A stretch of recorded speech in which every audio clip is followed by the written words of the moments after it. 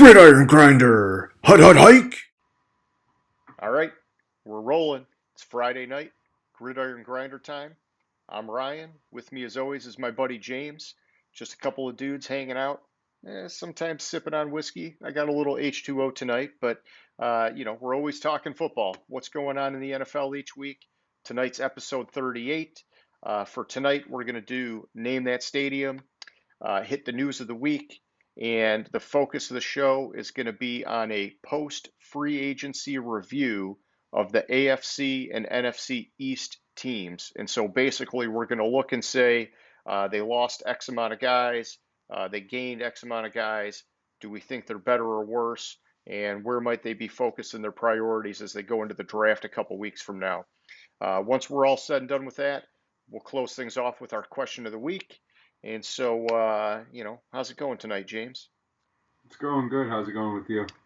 It's going good, man. It's going good. Got my first Pfizer shot today, and so I'm, doing my part to knock this COVID-19 thing out of here, and just keeping my fingers crossed that I don't get too sick from it. Yeah, well, they say if you have a reaction to the shot, when you have the reaction, it's because your body's already had COVID.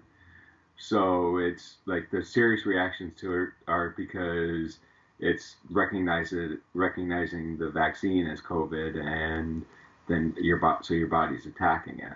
Okay. Well, hey, we'll see what happens. I'll tell you how I feel tomorrow, and I'll let you know. I actually suspected that I might have had something a while back, but it was actually before everything really kicked off in the U.S. And so I thought it was something different, maybe a sinus infection or something. But who the heck knows, man? Who the heck knows? Okay, well, hey, let's move on. Let's do Name That Stadium. And so this is a fun part of the show. We do it every week here. Basically, you can see James is out traveling the country. He's got a new stadium in the background every week. And basically, we're asking our viewers, take a shot at naming that stadium. If you think you know what it is, submit your answer in our comments section. If you're the first person to get it right, we'll give you a special shout out next week's show. And so, James, why don't you tell us where you were at last week, man? Last week I was in Miami at Hard Rock Stadium, or yeah, Hard Rock Stadium. I think that's what it's called now. It changes like every 4 years. So, but yeah, I was so super psyched about like the trade and like what they're doing down there that I had to pull them out last week. Yeah, I got to say, I'm pretty impressed with what they did. When you look at the spot that they were in, and the fact that there's this run on quarterbacks, or like a perceived run on quarterbacks, and they didn't need to be in that position because they had other needs, having drafted Tua last year. Yeah, they did a solid job. So they moved down, loaded up on picks, then they spent a little bit to move back up, and basically lock in that they're still going to get a stud in that first round as long as they don't swing and miss and get a bust. And so that was, yeah, good navigating on their part. Yeah, it's impressive. Like teams like that, like we said it last week. What if the Lions did that last year with that number 3 pick instead of picking Akuda? It's like, ugh. Those are game changers for a franchise, and yeah, it spoke volumes to the issues with the Lions management that they couldn't pull anything off last year. If you can't make those kinds of trades, you shouldn't be sitting in that kind of a seat. And they were basically pigeonholed into drafting a cornerback. It the tied for the highest position ever in the draft for a cornerback, and it's not fair. They basically put an impossible expectation on Okuda, and hopefully he bounces back this year, has a great year, and starts to show that he's a badass player. But it's just tough, man. It's tough, and that's why they're gone, because they couldn't get it done. So, but hey, we're Yeah. not talking NFC North tonight. We're talking AFC, NFC East. And so, before we get to that part of the show, let's do our recap of the news from this past week. And I think the biggest news is the announcement about the schedule going to 17 games. It's official. The NFL's announced it. There's already been players such as Alvin Kamara that have expressed their displeasure with it. There's also players that, like our own quarterback, Jared Goff, looks like he's getting an extra $1 million because of that 17th game. And so, there's good that's coming out of it, and yeah, there's bad that's coming out of it because it's one more game that guys might get hurt, and it kind of messes with the schedule and whatever else. But like the big thing I'm seeing is there's like a million articles about how so many NFL records are going to be broken this year just because of that extra game. And what do? Do you put an asterisk next to it? You can't put an asterisk next to it forever if there's 17 games from here on out. But I get it. Like it makes it hard to do an apples to apples comparison now unless you're looking at like per game stats. But we'll talk more about that later. I mean, what do you think about it?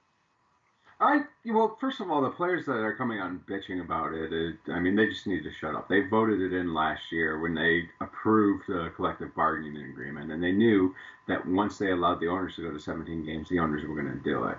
Oh, for sure. So yeah, you may have voted against it, but as a whole, the entire players union or the majority of the players union was all for it. And granted, a lot of those players were like the players, not the highly compensated players, but I mean, you're going to get a little bit extra money. It's not like you really need the extra money when you're Kamara making, what is he making this year, like 15 million? Yeah, it's a lot. I don't know the number, but yeah, he's in that elite top tier cream of the crop kind of level. Yeah, and as far as the records, if you think about it, like I know football and baseball are completely different sports, but the 64 home run record, I mean, that stood for how many years after they expanded 8 games from when the 64 was I don't know, I don't pay enough attention to baseball, but when they had the 64, they only played 154 games, and everyone assumed that once they went to 162, they were gonna break all those records. And then going into last year when they did the 60-game season, there was speculation that you would have like the like going 400 for the season as Okay. being broken, and if it would be legitimate, and that didn't happen. So I mean, yeah, you're gonna have extra games, you're gonna have more chances, but it's not necessarily a lock. Yeah, you just got to wait and see. And I don't want to hit it too much now because I'm hinting that we're going to be talking about this again at the end of the show. But the one thing that I like to keep in mind is that typically, as the season goes on, the defenses start to catch up and they start to lock down tighter. And Hmm. I mean, we saw like how the defenses came on fire in the playoffs this past year. And, this is just giving them an extra week to really lock down on these offenses. And so there's pros and cons to it, and there's good ways of looking from both sides. And so, yeah, until it happens, I like what you're saying. We just got to see how it shakes out. So. Yeah, the kind of what flew under the radar with the 17, like I like how they're scheduling the um, extra game where they're like the NFCs for that extra game is always going to be at an AFC, and it's going to be based on like how they finished last year. Like the AFC East is going against the NFC East, I think it is, and so like Washington is going to play at Buffalo, and Dallas is going to play at Miami, and like that. So it's like 1 through 4, you're just going to match up, and then next year they're going to change divisions and flip it.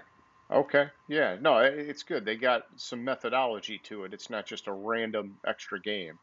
Yeah, That would kind of jack things up. And yeah, we'll continue this conversation later on.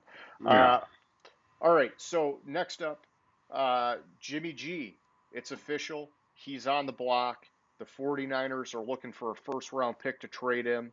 I've read a lot about what they're saying here. They were smart, and I give credit to Shanahan and John Lynch.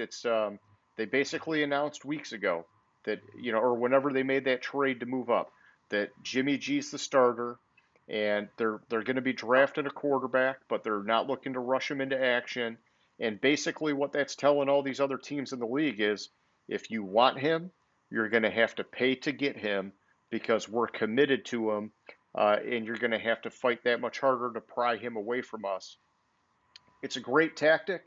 At this point in the offseason, I'm not sure anybody's going to bite on it, to be honest.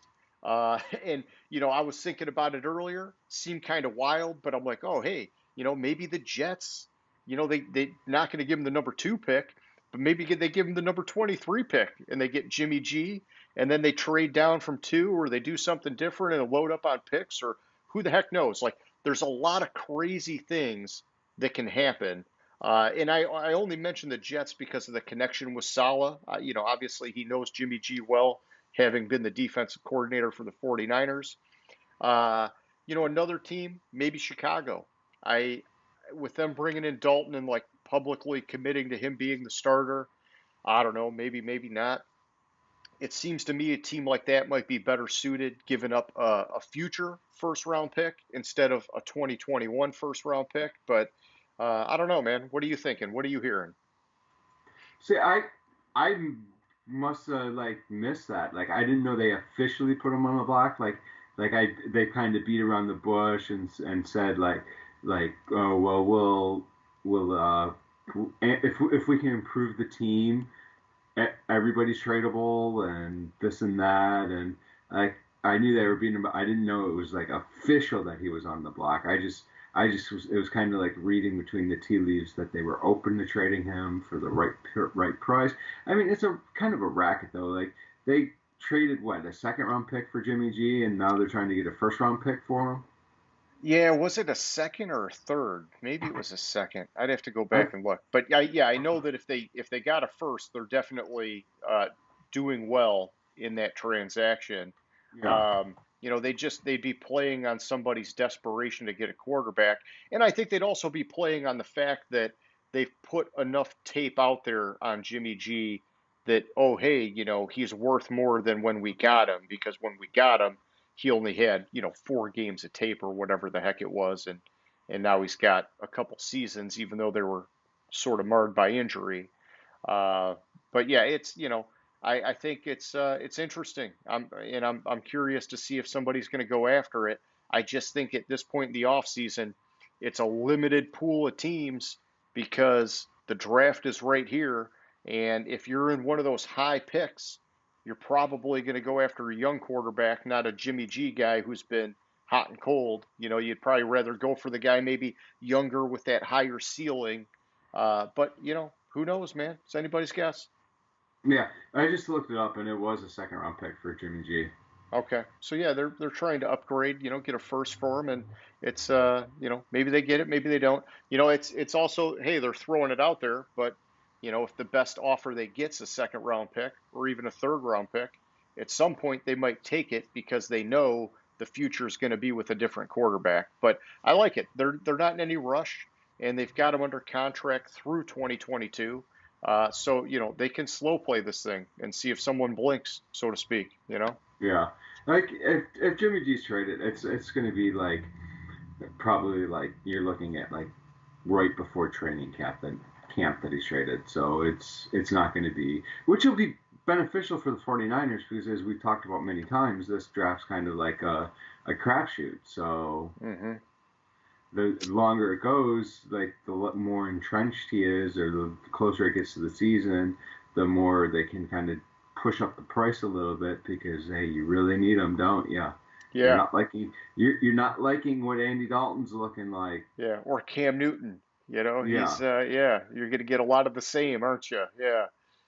yeah. So they kind of push it up, but I mean, it'll be intriguing to see what ends up happening with them. I think the best bet is, especially with who I have projected them to draft, that player, which we'll get into that when we get into our mock draft. Sure. But that player is going to need a little bit of development and a couple weeks behind the quarterback just to learn the system. He's more of a project Yeah. than like a surefire number one like Trevor Lawrence who's can step in and start right away. So that's just kind of how I see it. So I think the 49ers are better suited to keep Jimmy G for this year and then get rid of him in the offseason. Okay, okay, that's interesting. We'll talk more about that when the time is right. Okay, so next up on the list. I mean, do we even need to talk about it? Deshaun Watson. It's this whole thing's getting bigger and bigger, and more people piling on, and I don't really have a ton of the details. I kind of would just rather skip over it. But if there's anything you want to hit on, let's get it out there because it is big news. It just seems like it's kind of just snowballing a little bit more every week right now. Yeah, the only thing that I would hit on that, I don't want to go into it. Like I was reading, we were telling you earlier, I was reading some of the details, and it's appalling, some of these details. But apparently earlier today, Houston police released a statement that a criminal complaint was filed against Watson, and they were investigating, and that's all the comment they would have on it. So Okay, it has shifted to the criminals, to at least a criminal investigation. gotcha, gotcha. All right, well, hey, that thing's a mess, and we'll see how that plays out. Um, Next up, I got a comment on here about Robert Kraft, and he's been in the news recently talking about, the Patriots just haven't been drafting well lately, or whatever he's been saying.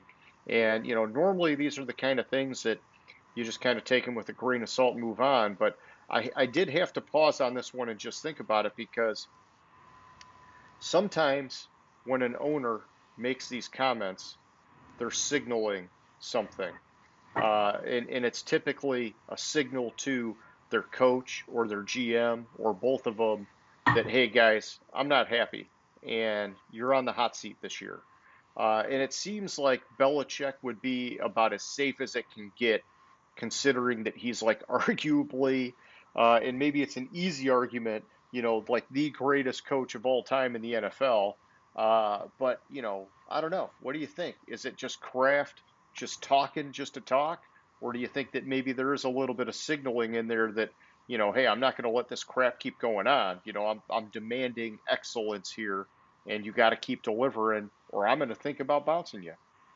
So I had excuse me, I was looking at it because I was trying to look up right now. I had heard his comments, and it was kind of like he was throwing Belichick under the bus a little bit. But then one thing I saw, and when I was doing some other research, and I didn't get back to the article, and now I can't find it, was he had made a comment that they were going to change how they. Here we go. Here's the article. Changing their approach to the draft. Yep.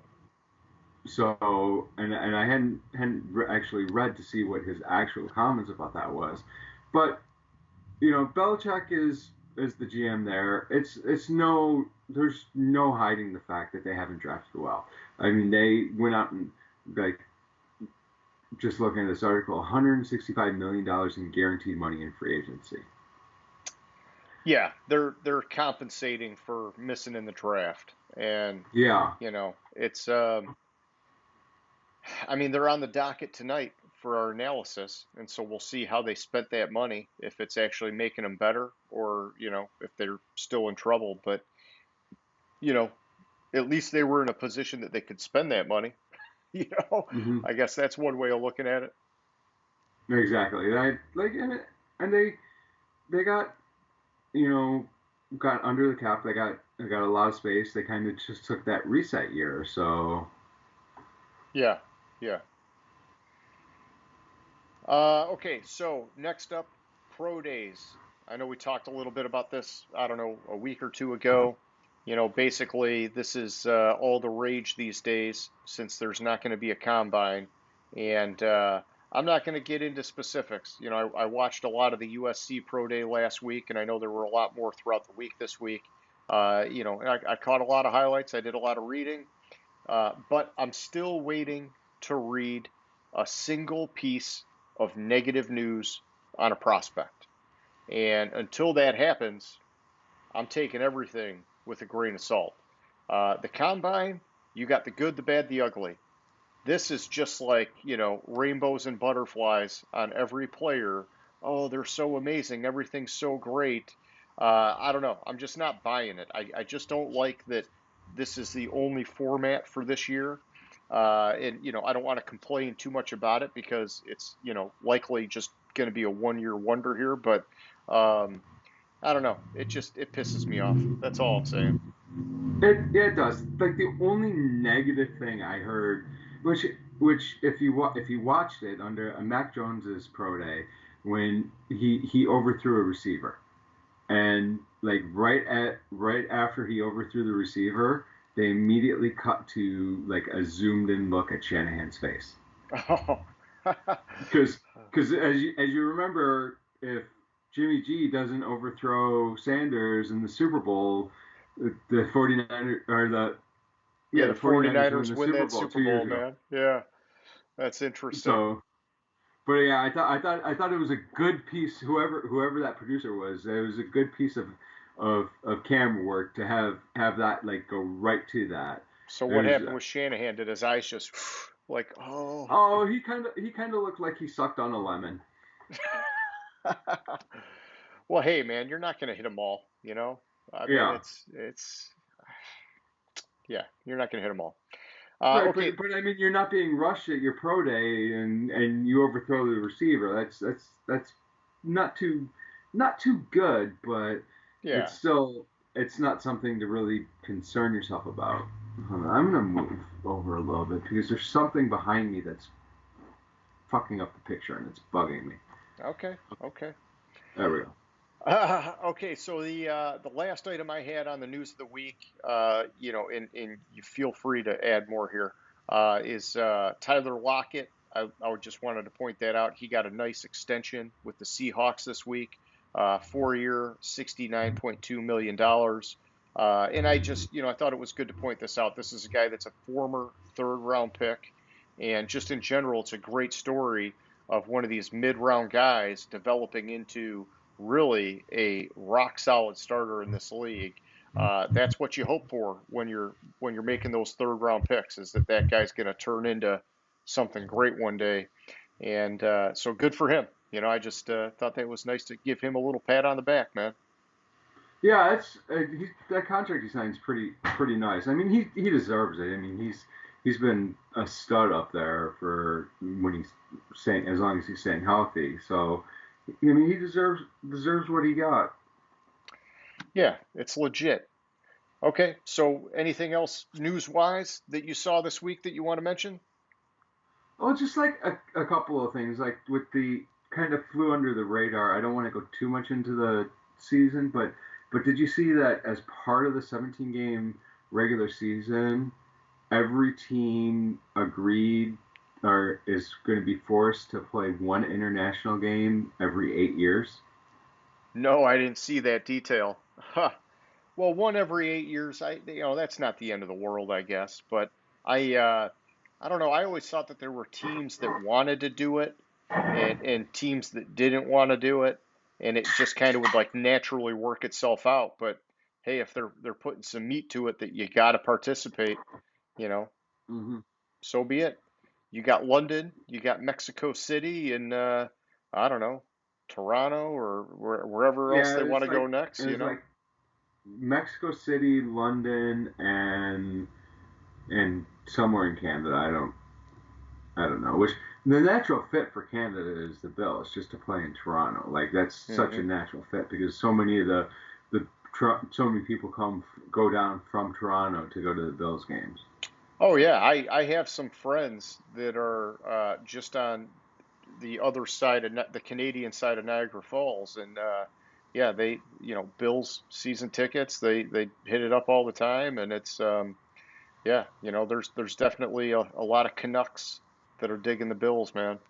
Yeah, and the only other thing I had was I thought well it was kind of twofold. One, did you see Nagy's pulling back play calling duties on the offense I in did see that. Chicago? Yeah, And it was like, come on, you already showed you couldn't handle it, and you're just gonna bury yourself more. That's why I they mean, need to trade.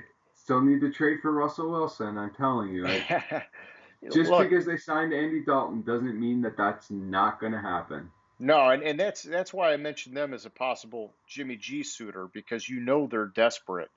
It's just a matter of how much do they think he's better than Dalton. And I mean, I think he is, but I think Andy Dalton's better than people give him credit for too. It's just, him taking back the play calling is, it's his last hurrah, basically. He's got to make this work or he's going to be out of there. Like he's actually been a fairly successful coach. It's just that the expectation is higher and it just seems like they're not getting better, like they keep kind of sputtering out. And so, I see this as him kind of saying, if I'm going to get fired, I'm going to get fired on my own terms. I'm going to call the plays and it's either going to work or it's going to blow up and I'm going to then I'm done. Yeah. So I mean, Chicago's like I said, right now, we'll get further into Chicago when we hit the NFC North. I have a lot of stuff to say about them. Okay. And the last thing I had saw, and it was kind of like a more recent article that I came across. Um, so when a couple weeks ago, like whenever it was, Seattle had cut Jerron Reed, Oh and yeah. Yeah. so the article I came across, it was basically, so he was set to make $9 million this year, and Seattle wanted to do a restructure, and he said no. So they said, okay, you don't want to restructure, and basically, go to the veteran minimum, pay him the same amount, just kind of spread the cap hit out a little bit by converting part of the salary to a signing bonus versus his salary. He said no, and they said, okay, we're going to cut you. And then, I mean, he's now signed with Kansas City, but it's like, apparently the article was saying that it's really common for teams to do, and I Yeah. don't understand Yeah. why a player would say no to it. Yeah, maybe there was more going on there.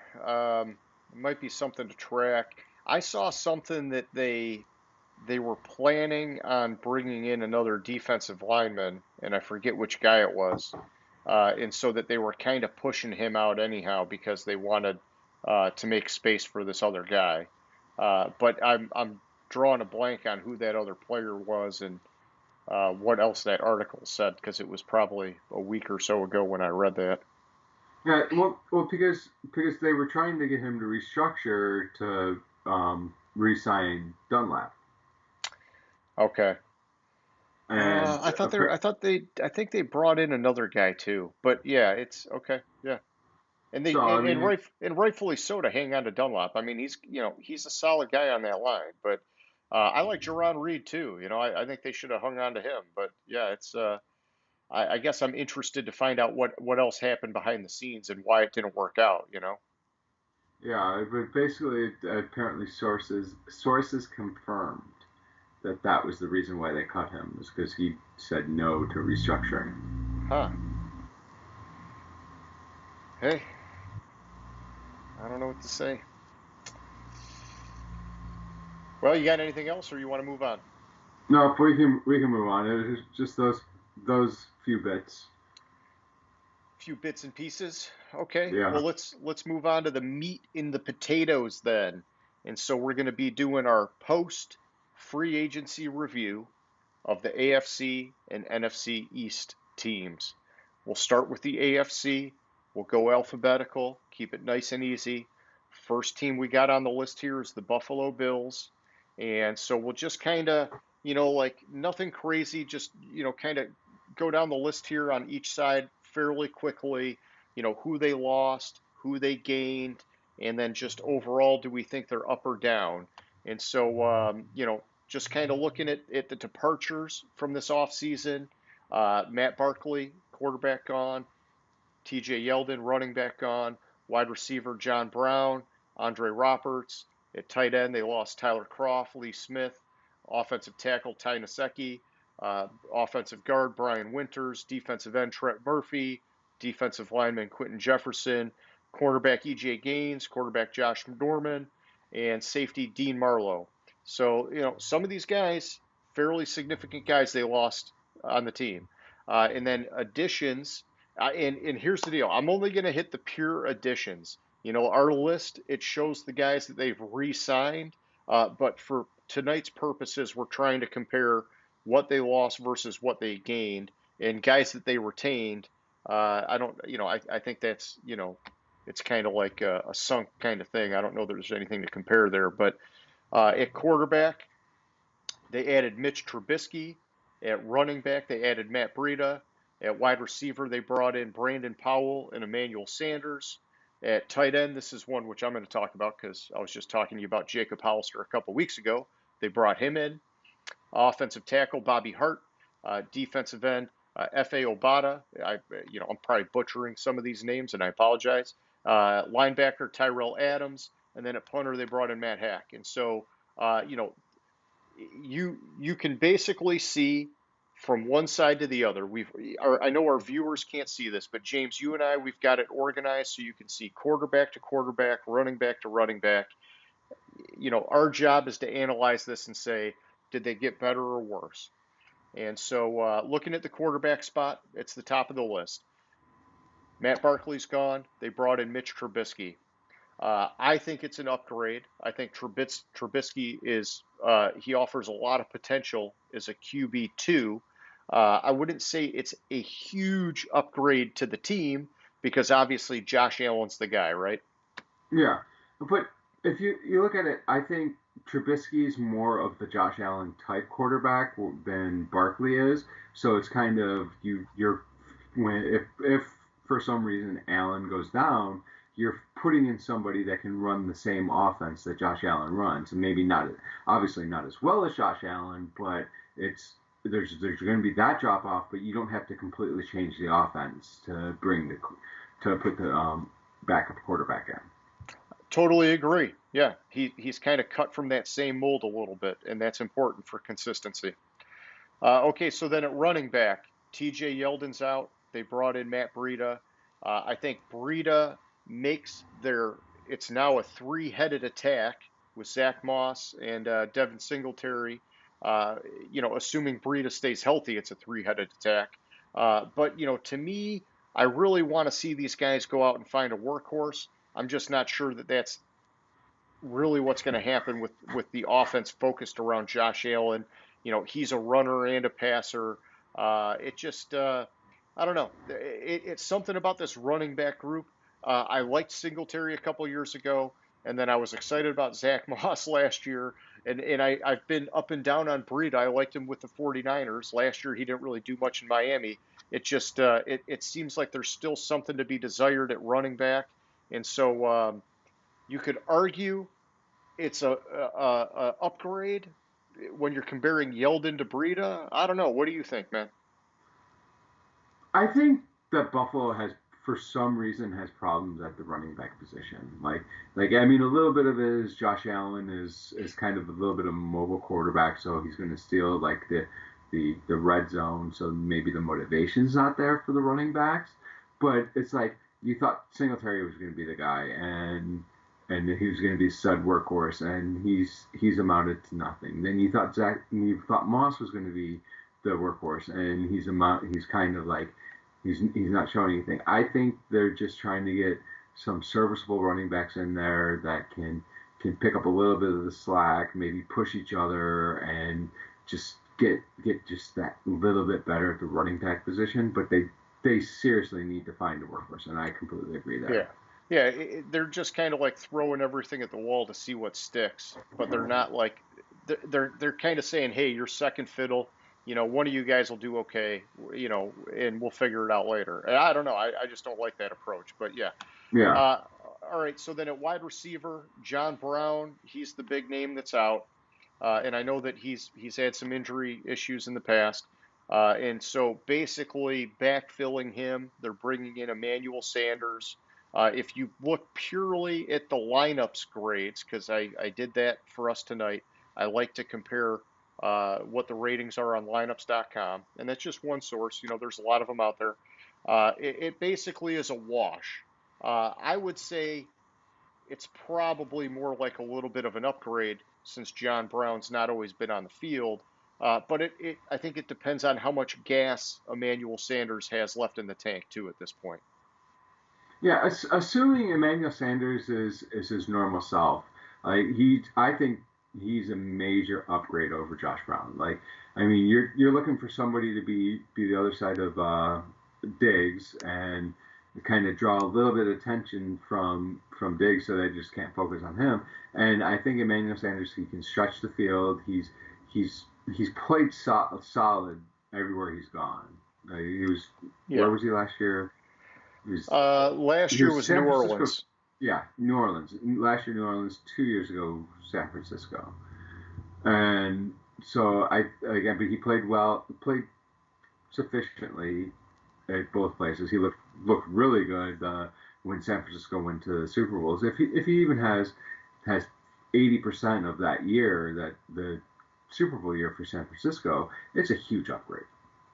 Yeah, and I like John Brown.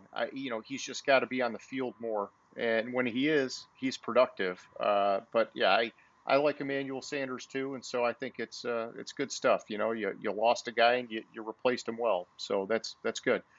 At tight end, so the big thing, Tyler Croft is out, who was really their tight end too, because they like Dawson Knox as their one. And to backfill him, they brought in Jacob Hollister, the former tight end from the Seattle Seahawks. So now here's one thing I want to point out is that lineups has got Hollister at a 69 rating, which, in my opinion, I've actually seen a fair amount of the tape from his time in Seattle, and I think he's better than what lineups has given him credit for. I think for the team as a whole, I think tight end is a big need for them because I'm really not sold on Dawson Knox. And I think between Hollister and Knox, I know Buffalo, they love Knox. The guy, he's like one of those overachievers, just like worked and worked and worked and got it done. Hollister is a very similar kind of guy, chip on the shoulder, worked his butt off to get where he's at. And I think they're very similar kinds of tight ends. Hollister maybe a little bit faster, maybe a little bit better of a route runner, maybe a little bit better of a natural catcher, but not Knox. He's a little bit bigger, and so as the incumbent, it might be hard for Hollister to beat him out. But if they don't go out and trade for a guy like Zach Ertz or draft a guy, these two I think both are going to have a role in this offense. Yeah, I think both Knox and Hollister are fighting for the number two tight end spot. I'm still hearing a lot of rumblings about them trading for Zach Ertz. I'm coming across a lot. I think they're waiting to trade for Zach Ertz because they're working on an extension for Allen currently. And Okay. once that extension it becomes official or is signed, once they get that agreement, I think they're going to go out and work a trade for Ertz. Okay. Yeah, yeah, they'll know where their cap's at, and then they can make their moves from there. That makes sense. Yeah. Okay, so moving on here, the next, I would say, big gap here we have at offensive guard. They lost Brian Winters, 74 rating on lineups. That's respectable for an offensive lineman. I think it hurts somewhat. I think it's manageable for them. But like we talked about earlier, like they don't really have like a clear-cut running back, so they do need to look at backfilling this somehow, whether it's in the draft or with the remaining free agency here, the guys that are left out there to fill that void. What do you think? Yeah, I don't know what they're going to do on the offensive line I mean, just replacing Winters. I mean, it's concerning. Like looking at this side by side, like you hear like these moves that they're making, and it sounds, oh, this the team's improving, but you even though Allen is the kind of a bigger quarterback and can take a hit, you still need that protection there, and I'm concerned about their offensive line and what they're going to do. I don't know if you can find a guy in the draft that will be ready to play instantly outside of like a Sewell or Sewell or however you pronounce his name, Pentai or Sensei or the guy from Oregon. Yeah, and I do think there's some gems to be had on the offensive line in the draft. There usually are, and there's usually some good guys that you can get in the second and third round even. But man, this, like we talked about, the COVID year makes it kind of hard to scout these guys this year, and so Yeah, it is risky, and so we'll see what happens with that. yeah, and so I mean, like you said, we'll see, but they really need to adjust the offensive line a little bit more than they have. All right, so next up we got Trent Murphy out at defensive end, and they brought in F.A. Obata, however you say that name. It's a downgrade on paper. I think they still have depth on the defensive line, so it's not the end of the world. Just my quick opinion. Yeah, I could agree there. Like they did have a lot of depth. The defensive line played pretty well. It kind of started to come on towards the end of the year. Like beginning, it kind of we were wondering like what's wrong with this defense, and then the defense kind of started to gel together. I think I think they'd be wise to kind of still backfill because these defensive linemen like that's key. Like look at like what's his face Chase Young.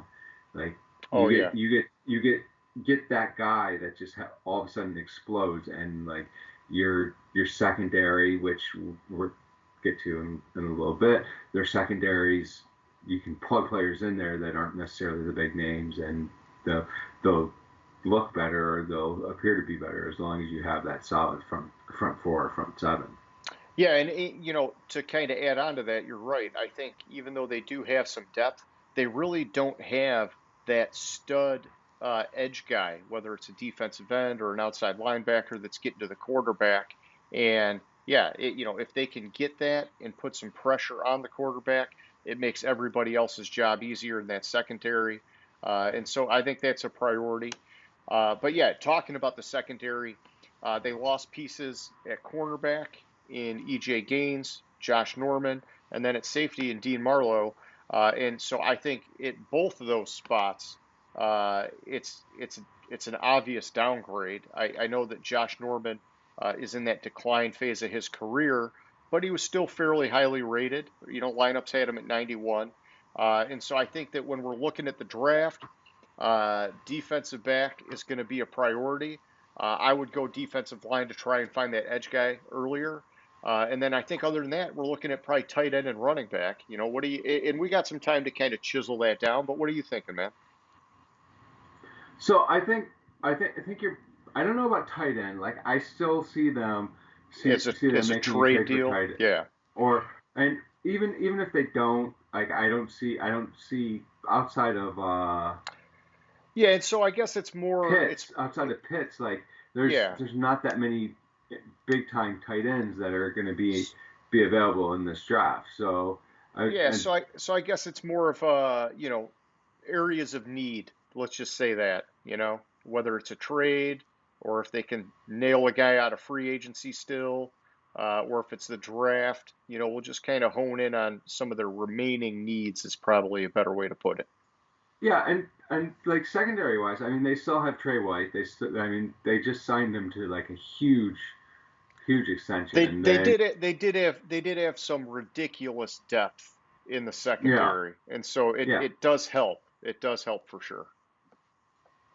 So I mean it's their depth in the secondary is going to be a strength. So I mean looking at it, I'm not certain that it's much of a step back losing Norman and Gaines and Marlowe because you're saving that money that you would have to pay those players and Yeah. able to shift it somewhere else. I don't know if they really need to draft a DB or really have to address the secondary positions. Look, just glancing at their depth chart once I remembered it, I think it's more you're looking at D line and that stud running back should be the top two priorities.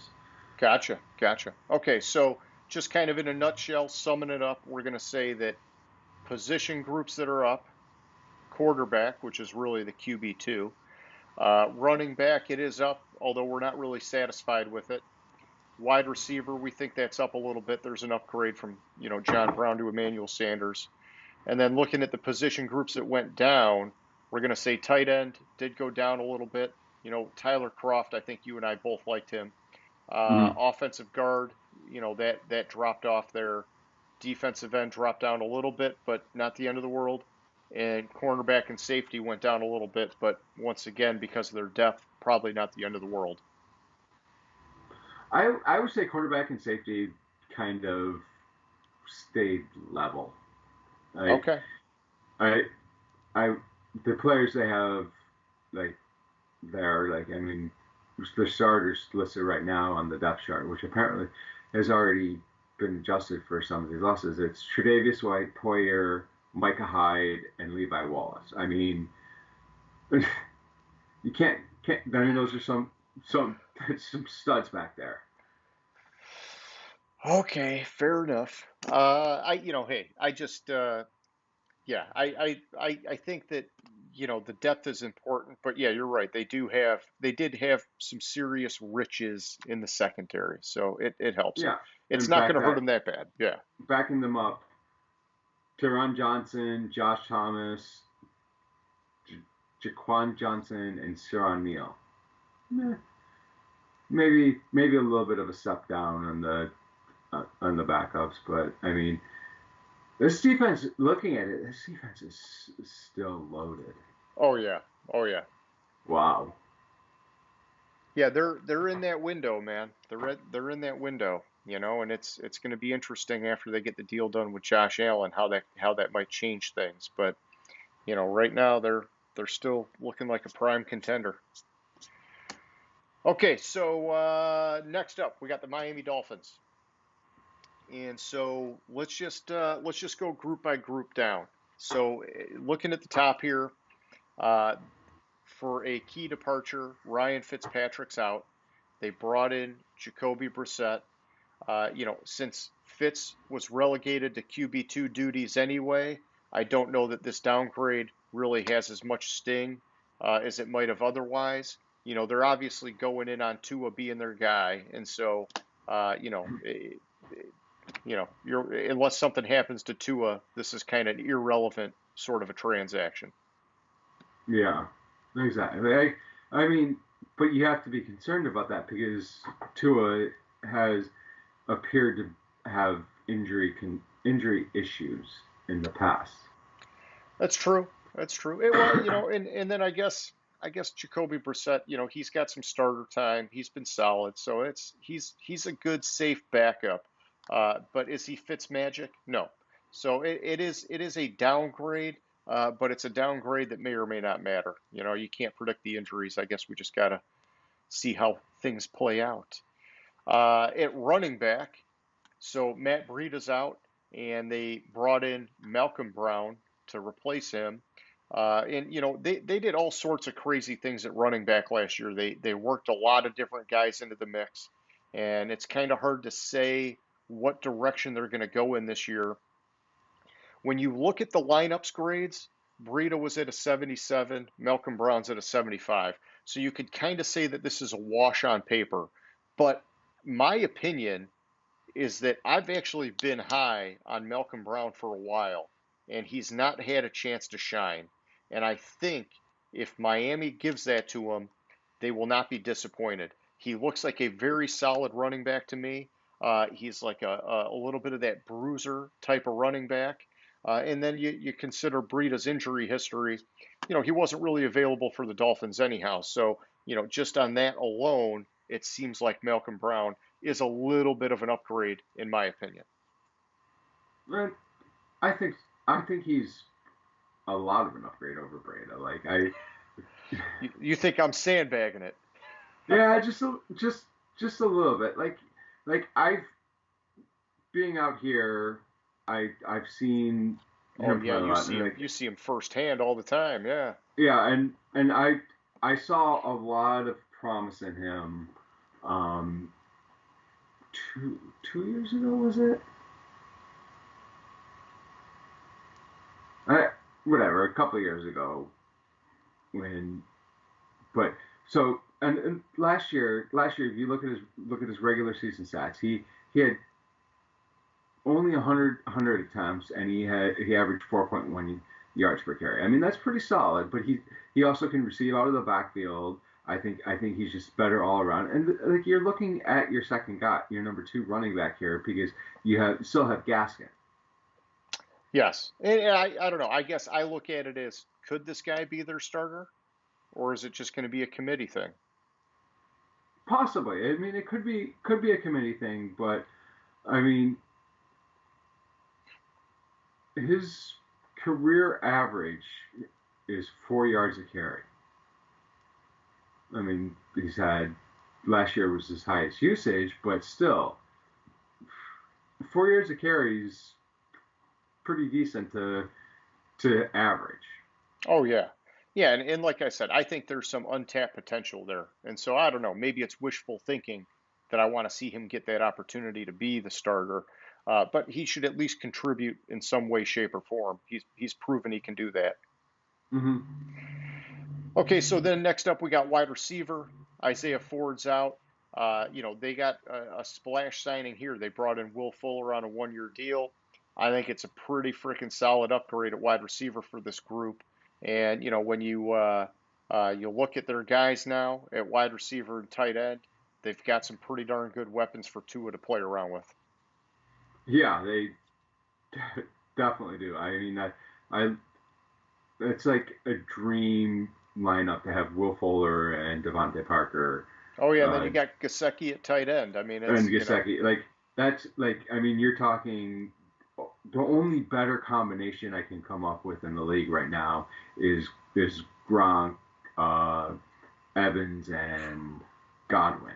Like that's the only better like 3-man combination I can come up with. Like I mean, Kansas City that you have the two, you have Kelsey and you have Hill, but you don't have that third guy that's as good as this combination is. That's saying a lot, man. That's saying a lot. And hey, it should bode well for Tua. So, I they're giving him what he needs to move in the right direction. Now he's got to Mm-hmm. actually do it. Mm-hmm. All right. So looking at the offensive line, looking at the moves at offensive tackle, Julian Davenport's out. They had Isaiah Wilson. They got him. They traded for him, and they got rid of him because something's going on there with that guy. Center Ted Karras is out. They brought in Matt Skura.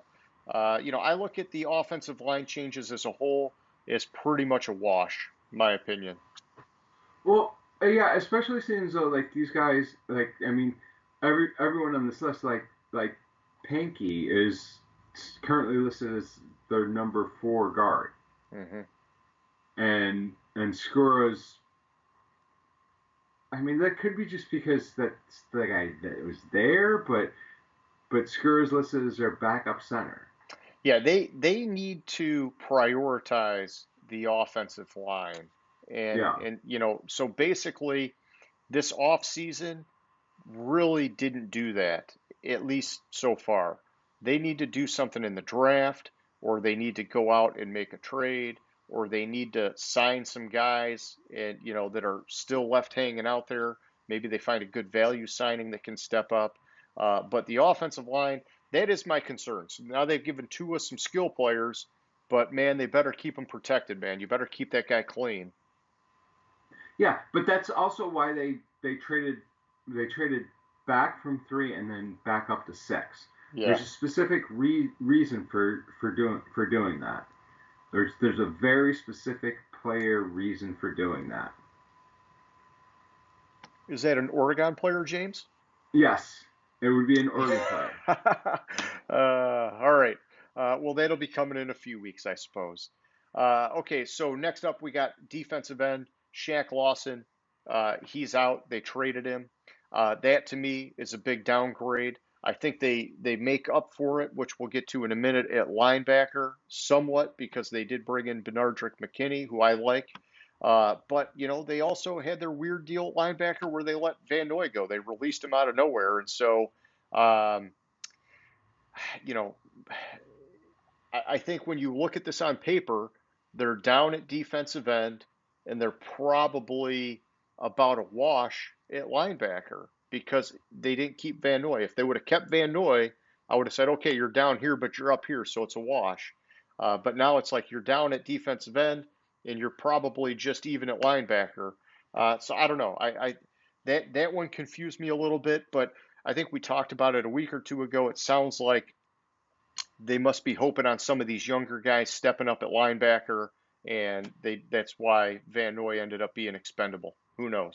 You know? Yeah, I don't know why they let Van Noy go. Like I thought initially it might have been to save money, but they really didn't save that much money on it. Like I think it was like $1 million or $2 million that they saved on by cutting him. If even that, it might even have been. Yeah, I think it was only a couple million because I think he had signing bonus that because they only signed him last year. Yeah. Yeah, and he was a team captain, highly regarded. I mean, it was a head scratcher for all the things that Miami's been doing that just seem right time and time again. That was one that I was a little bit concerned with, and so you know, we don't have a crystal ball, but that's okay. Um, all right, kicking it back, defensive line at defensive tackle. They got rid of Davin Godchuk, however you say his name, and they brought in Adam Butler, basically a wash. Uh, Kicking it down to cornerback, they brought in Justin Coleman. That, to me, I think was a very good signing. They got him at a bargain price, and we just know, having seen him up close and personal, he's a good slot cornerback. So that'll be a good move for them. And then at punter, they made a change. Matt Hack's out. Michael Pallardy is in. Basically a wash. So if we sum it up, James, basically we're saying the position groups that are up are running back, wide receiver, and cornerback, and the position group that is down is defensive end. Looking at what they have remaining as needs, we talked about it. I think they got to hit that offensive line, and hopefully that's something they can do still in the draft. I think they need to address that defensive end position. That should be, and actually, when I read a lot of the analysis from other people, they're putting defensive end or edge is the priority for Miami. I don't know. You got a young quarterback. I think it's keeping Tua safe. That's the Hmm. priority, and then you go the edge. And so, other than that, you know, they could go running back and try and get a workhorse guy. That also takes pressure off of a rookie quarterback if you could land a stud running back. And just kind of skimming the roster, it looks like they could use some help at safety too. And so, over the next few weeks, we'll kind of hone in on some of that, and we'll make some predictions about what they're going to do in the draft. Well, you have to work on your predictions for what they're going to do in the draft. I already have for both first round picks selected out for them. You got it worked out. That's good. Well, hey, I'll take Yeah. that week off then. Okay, next up, we got the New England Patriots. These guys, man, they've been crazy busy this offseason. And so this one, I think we're going to have some fun with because it's are they better? Are they worse? They've done a lot of stuff. What's it all net out to? At running back, Rex Burkhead, he is out. And, it's, I would say it's a slight downgrade. It'd be worse, except that they've got like a pretty crazy running back by committee approach, and they hung on to James White. I believe they still got Sonny Michel, and I'm sure they'll find a guy to rotate into the mix. And so I don't know that losing Burkhead's that big of a deal, but he is gone, and they didn't directly backfill, at least not yet. At wide receiver, this was one of their splashier deals in free agency.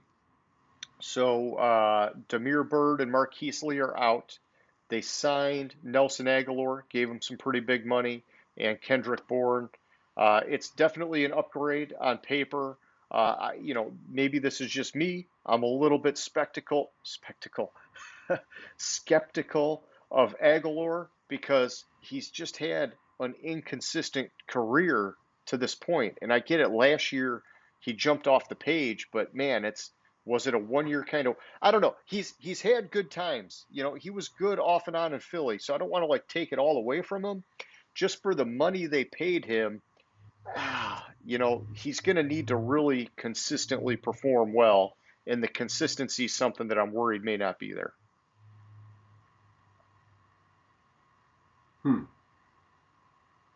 I Agree? totally Disagree? fell asleep there. You totally fell Or, asleep on me talking about Nelson Aguilar, man, at wide receiver. yeah,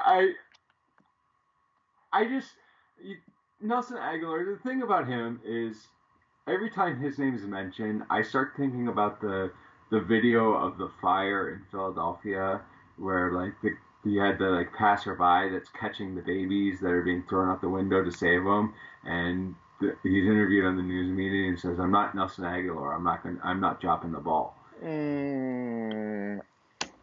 Like that's just where my mind goes, and I started thinking about that, and then I forgot who we were talking about, and But you're back with us now, and yeah, you're adding it some kind of comedian appeal to the show. yeah, I don't see Aguilar as he had a decent year. He was Vegas last year. Yeah. He had an okay year. Like I don't see the appeal of him. Yeah, I think it was a desperation signing. Honestly, they overpaid for a guy that, I don't know. In my opinion, it was dicey. So their big thing that they did, which we've talked about already, was at tight end. So Ryan Izzo's out. They signed both Hunter Henry and Jonnu Smith. Huge, huge upgrades. And I like that. I like it a lot because I think it plays in well to what they like to do on offense. These are guys that they can catch, they can block, both very highly rated. I'm impressed with that. They did have to pay a pretty penny for both of them, but I think these are better than the Nelson Aguilar signing by far and away. Yeah, the those two signings, it was huge. Like I when like they signed Johnny Smith, I was like okay, and then I started to think, where's Hunter Henry gonna go? And I was like, well, his next logical spot's to go back to the Chargers, and then that morning I was listening to the radio and it was like the Patriots signed Hunter Henry, and I gasped like it's Yeah, like like what the heck just happened? Like yeah, nobody what does just happened? that. And then it just harkens back. You're not gonna. Bill Belichick is not Jeff Fisher. He's not going fucking 7-9 again. Uh, yeah, hey, I love it. I love the move. Yeah. Um, okay, so moving to the offensive line. Marcus Cannon's out at tackle. Joe Tooney's out at guard. They traded to bring back Trent Brown, and they added Ted Karras on the interior offensive line. I look at it, you know, they got a solid upgrade at tackle, a solid Maybe, downgrade at guard maybe a solid upgrade at tackle. if he stays healthy. Okay, If he I stays like healthy, Trent if he's Brown, on but the yeah, field, if he's the Trent Brown that the Raiders went out and signed, as opposed to the Trent Brown that the Raiders trade. fair enough. Fair enough. And I should have seen that coming because you dogged him the last time I brought him up, I don't know, a week or two ago.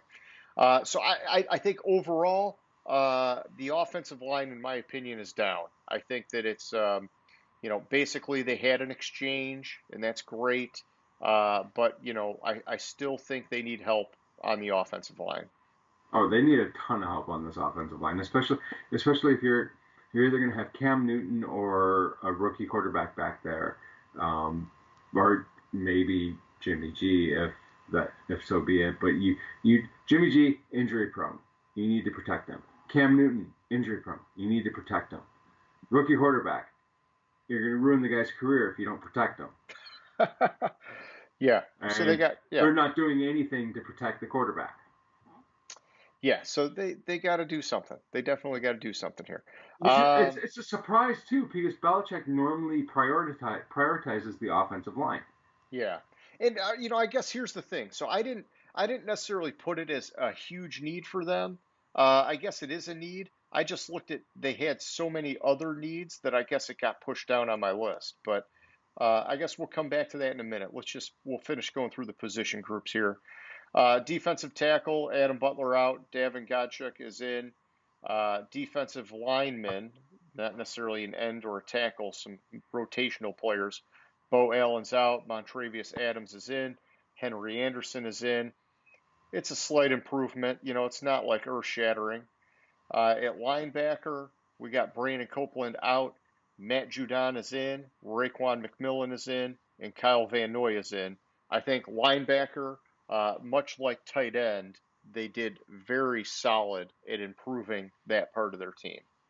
Yeah, I love the Judon signing, and then to follow it up by bringing Van Noy back. I like Kyle Van Noy, even though he fucked us years ago. Yeah, he But sucked in Detroit, but he was solid in New England, and so yeah, good. They got him back, and he hopefully he picks up where he left off and he does them right.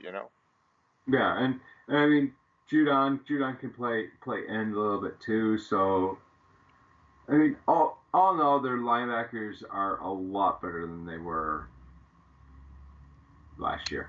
Definitely. Okay, so then going to the secondary, Jason McCourty's out at cornerback, Justin Bethel's in. That's a clear downgrade in my opinion. I don't know. I heard McCourty wants to be wanted.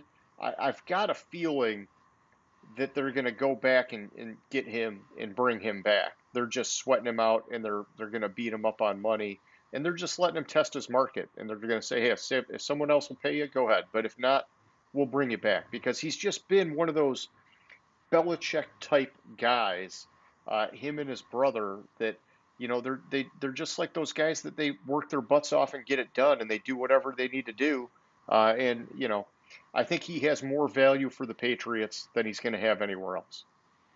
Yeah, I agree there. Like I do see them bringing him back. Ultimately, I don't think the market's as there for him as he thought it would be.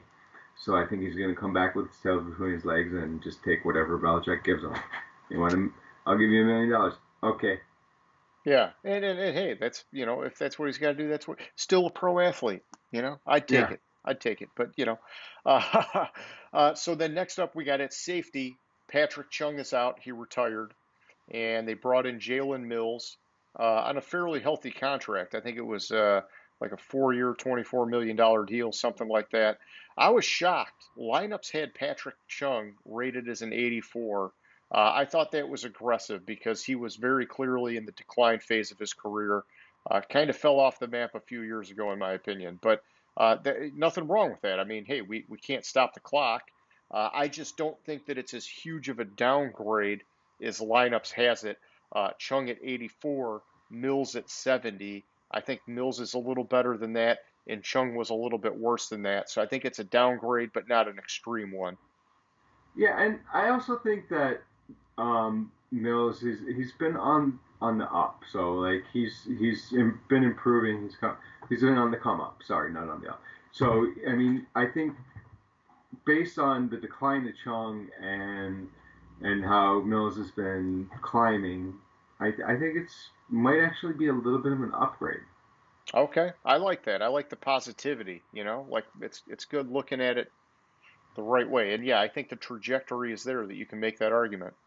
Okay, so to sum it up, the position groups that are up for New England: wide receiver, tight end, linebacker. Maybe defensive end if you move Judon over there. Down, running back a little bit, offensive line a little bit, cornerback a little bit, and safety. Hey, I think that's debatable. I think you like it. Lineups doesn't like it, but they're not the be all end all here. So, just kind of looking at what they've got left to prioritize. You and I've talked about it. These guys got to get a quarterback other than Cam Newton. Is it Jimmy Mm-hmm. G? I don't know. I mean, can some of the early mock drafts, had guys falling to them. I'm not sure that that's going to happen now. And so I don't know if they're not going to have a guy fall to them, maybe you trade that first round pick to get Jimmy G back, because that Belichick liked him and he didn't want to get rid of him to begin with. But other than that, I think they need help at cornerback. And then I still think they need help at wide receiver. And I think they need help at running back. My opinions. We'll chisel that away over the next couple weeks as we get to our mock draft. No, I think those are that's a solid list there. They definitely need help at quarterback. I think there's no way in hell one of the 5 guys that are projected to go in first round are going to fall to them. So you're looking at a second, third round pick at quarterback, which It's from dicey. what I'm seeing, it's very dicey. I think before San Francisco traded up and clearly made their intentions known, there was an outside chance that one of these guys could fall to them.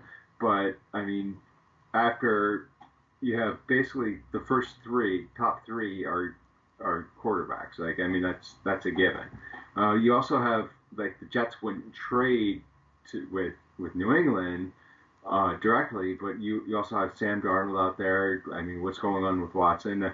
Both both Kraft and Watson like the freaky massage stuff, so Oh, you had to go there. Oh shit. Uh, match made in heaven. No, no, no. We yeah. we can't we can't be saying this shit, James. This is not a good Sorry, conversation to have. sorry. Oh, Obviously, I'm not trying to make light of the Watson situation. It just yeah, I yeah. You're getting politically correct here, and that's a smart move for you to do. yeah. But you have Watson. Obviously, you have Wilson's very unhappy Yeah. in Seattle. He needs to expand his list a little bit, even though I still think he's being traded to Chicago. Um, if not this year, next. But I I don't know. There's kind of getting to slim pickings out there for available quarterbacks because some of these Yeah. guys aren't going to be traded in division. Yeah, maybe they just got to go out and sign Alex Smith. Yeah, but you sign Alex Smith, and it's going to be a year, 2 years max, and It's a short you're term. still going to Yeah. be right back in the same position. Yeah. Honestly, based on what is going on out there, their best bet might be doing the Jimmy G trade. Really, Hmm. it might be. And and then Belichick would just be hoping that Jimmy G becomes what he hoped he would become before he traded him. And I don't see how it's going to get better than that for them. Yeah, but I'm also reading a lot of shit about how Jimmy G was or the team was unimpressed with Jimmy G. New England, like the players in that locker room when he was there, had zero confidence that he Oh could man, be. yeah, Yeah, because I just remember hearing that Belichick loved him. yeah, but Belichick also loves Stidham. What are you saying? There's no hope for him? For which one? Stidham? Yes, Yes. there's no hope for Jared Stidham. Okay. No hope whatsoever. All right. Well, here. That's enough. We're beating a dead horse now. Okay. Uh, they're gonna trade for Jimmy G, and life goes on. And Let's maybe move. Drew Lock. Maybe Belichick thinks he could No, Drew Lock. fix Lock. He's got too many maturity issues to go work under Belichick, man. Belichick Yeah, wants a guy that's going to be a professional. or Marcus Mariota. I just Maybe. said these guys, possible people that could be available, are starting to pop in my Yeah. head. And Yeah. That's one worth thinking about. I'm just not sure that he's any better than Cam Newton, to be honest. I thought Mariota looked really good in the couple games he started for Vegas last year. What he played, I thought he looked really good. It's such a small sample size when you compare that to his whole career. I wouldn't make a big bet on it. Is all I'm saying, I guess. Yeah, but it could have been more coaching than anything. Because I had even commented to you during the game that like it's possible that Carr had played his last game is as a Raiders quarterback after seeing how Mariota just stepped in and Yeah, yeah. looked better than Carr. Well, there you go. Just trade for Carr, and they can start Mariota because I could see Carr fitting into that Josh McDaniels offense really well. Hmm. It's a lot of dink and dunk kind of shit, man. Okay, so moving on here. New York Jets. Let's see. At quarterback, they lost Flacco. It's not necessarily a downgrade in my opinion because it looks like they're going to be taking a quarterback at two, which makes Darnold the backup unless they decide to trade him or do something different there. Either way, Flacco wasn't really going to be a starter, minus, Darnold getting hurt last year and him having to step in. So that I think no issue. At running back, Frank Gore is out. Tevin Coleman is in. This is tough, man. This is a hard one to evaluate because Frank Gore kind of just like he definitely slowed down and wasn't the same Frank Gore from the past 50 years because he's been in the league forever. But it depends on what Tevin Coleman they're going to get here. Are they going to get the healthy and productive one, or are they going to get the nagging injuries and just never really available their running back? And so, it's hard to say. Is it a wash? Is it an upgrade? I don't know. I don't know. What do you think? Well, obviously Frank Gore, he's what, like 70, 79 years old now. At He's least. been in the league. He's been in the league for 50 years. Like, I'm amazed that he can still play football. And that's a But compliment to him, by the way. That's a yeah, compliment to him. yeah, like he's been in the league forever, and so I think he's obviously on the decline, and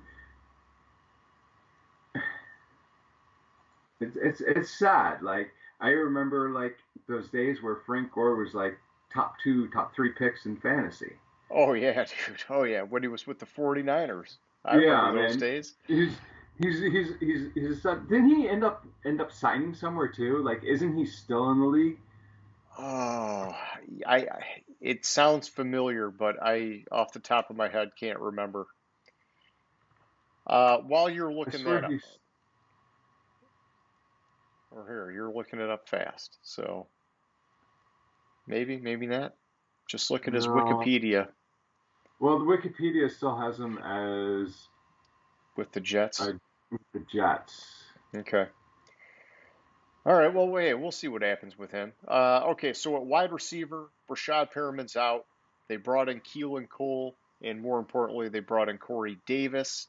Uh, you know, it's Corey Davis definitely played great last year, and so I think that this is a solid upgrade for their wide receiver group. I'm not sold that he's a wide receiver one, and so I don't know that it's enough, but it is a big upgrade. Perriman, lineups had a rating of 78 on him, which honestly, my opinion is it doesn't align with his on the field performance. And so, them bringing in Keel and Cole at a 77, I think that overall they're getting a good boost here in the wide receiver room, my opinion.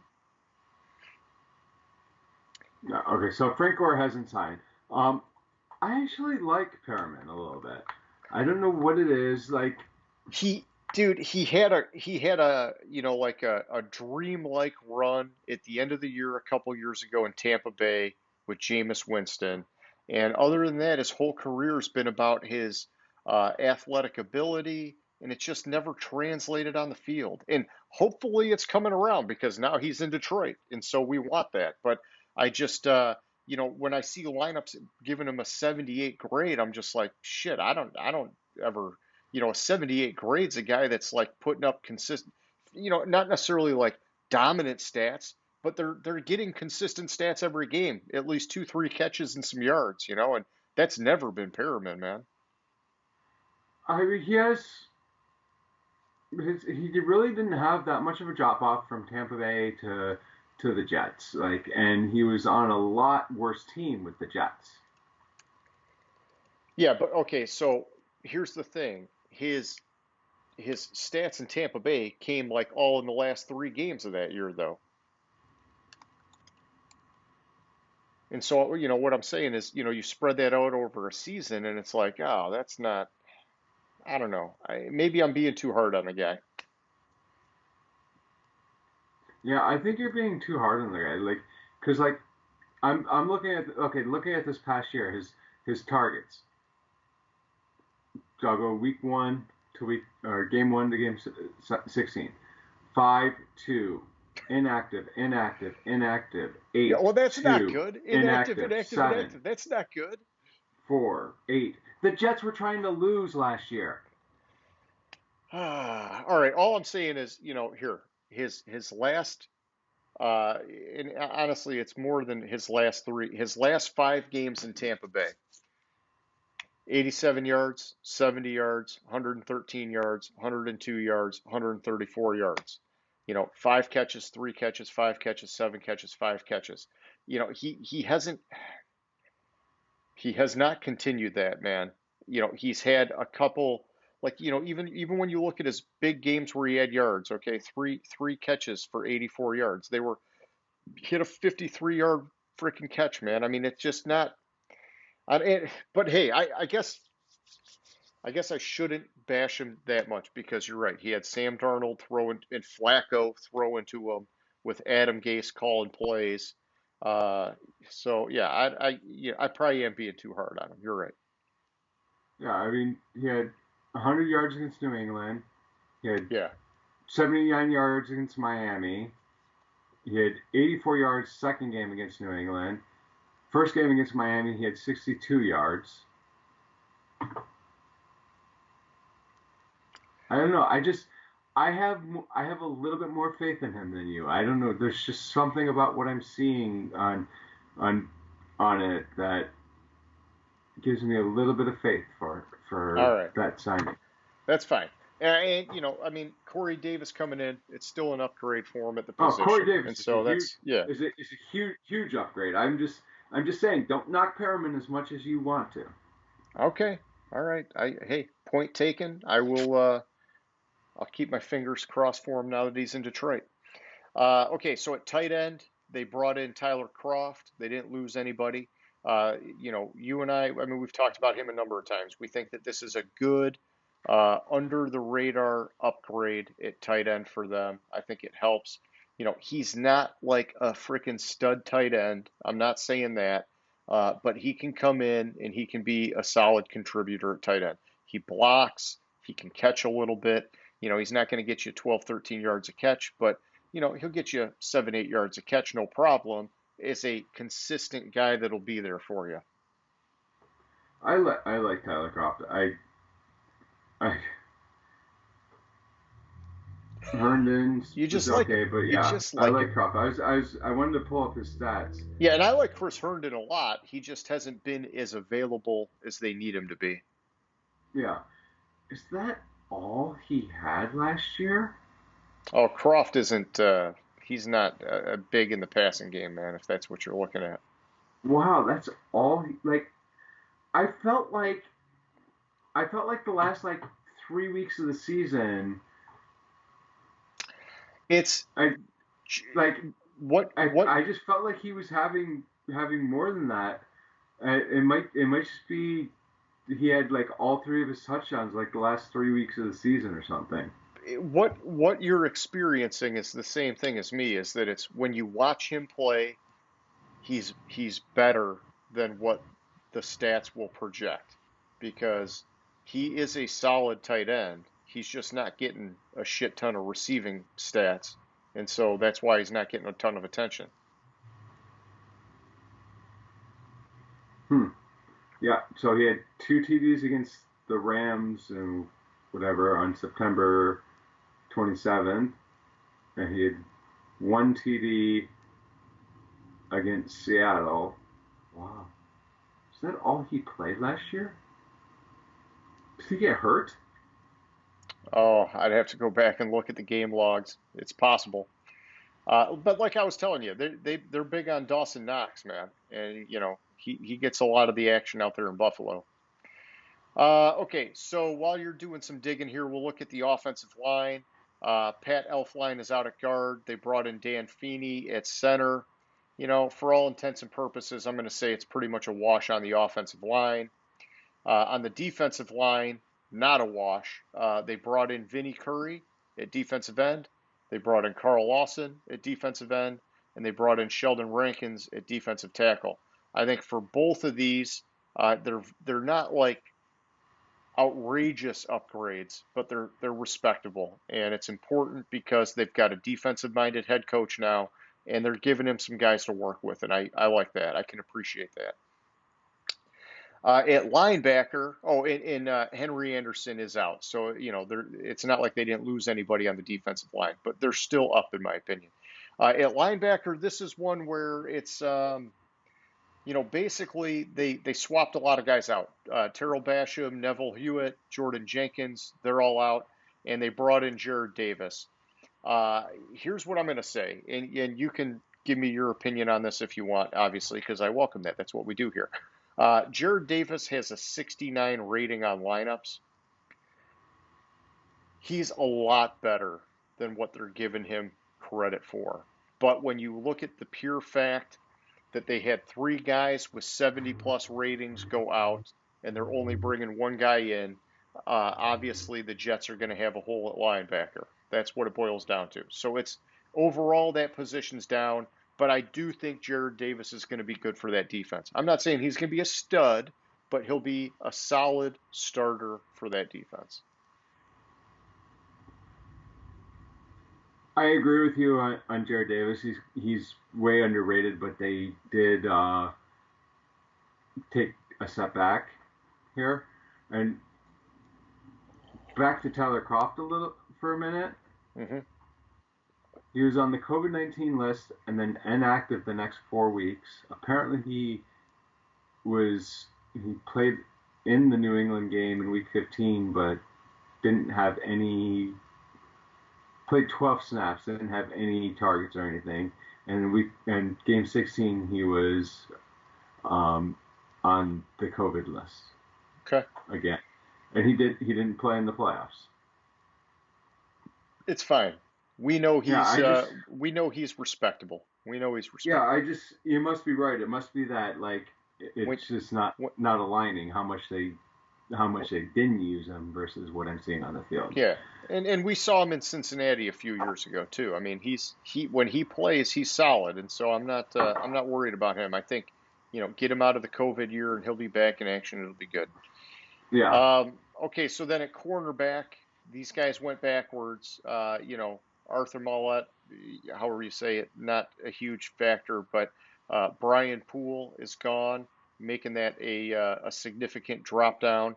They haven't brought in anybody to replace him necessarily, depending on where they put LaMarcus Joyner, who I'm anticipating will be at safety to replace Bradley McDougald. And then they also brought in Justin Hardy, but that's not earth-shattering. So I think that they've got a pretty significant drop at cornerback and about a wash at safety. That's kind of my breakdown of the secondary. I'm surprised. They franchised Marcus May, didn't they? Yes. I'm surprised they did because it sounds like they were trying to rid themselves of any talent in the secondary. Yeah, I had Marcus May as one of my franchise tag candidates, and I'm glad they hung on to him because I think he's one of those good stories on this team that's kind of been in disarray for a little while now. No, and I agree with you, but it's just everybody that has talent on the secondary, it's they get rid of. They traded Adams. Adams was unhappy. I mean, they let Poole go. They let Millett, however you pronounce him, Millett go. They let McDougald go, he's maybe not cream de la creme, but he's still solid. And so, but they franchised Marcus May. Yeah. Yeah, they got a new regime. They got to figure some stuff out. Boiling it down, looking at the groups that are up, we think wide receivers up, tight ends up a little bit, defensive end, defensive tackle, they're both up. Linebacker is down and cornerback is down. So I think overall, these guys are moving in the right direction, but it's the Jets. They still got a lot of holes to fill. And I think it starts at quarterback. And, really honestly, if I'm them, it's quarterback and then whatever the best player available is because you've got so many holes that guy's just going to fit in and make you better. But if you had to prioritize it, I'd say cornerback is the next priority.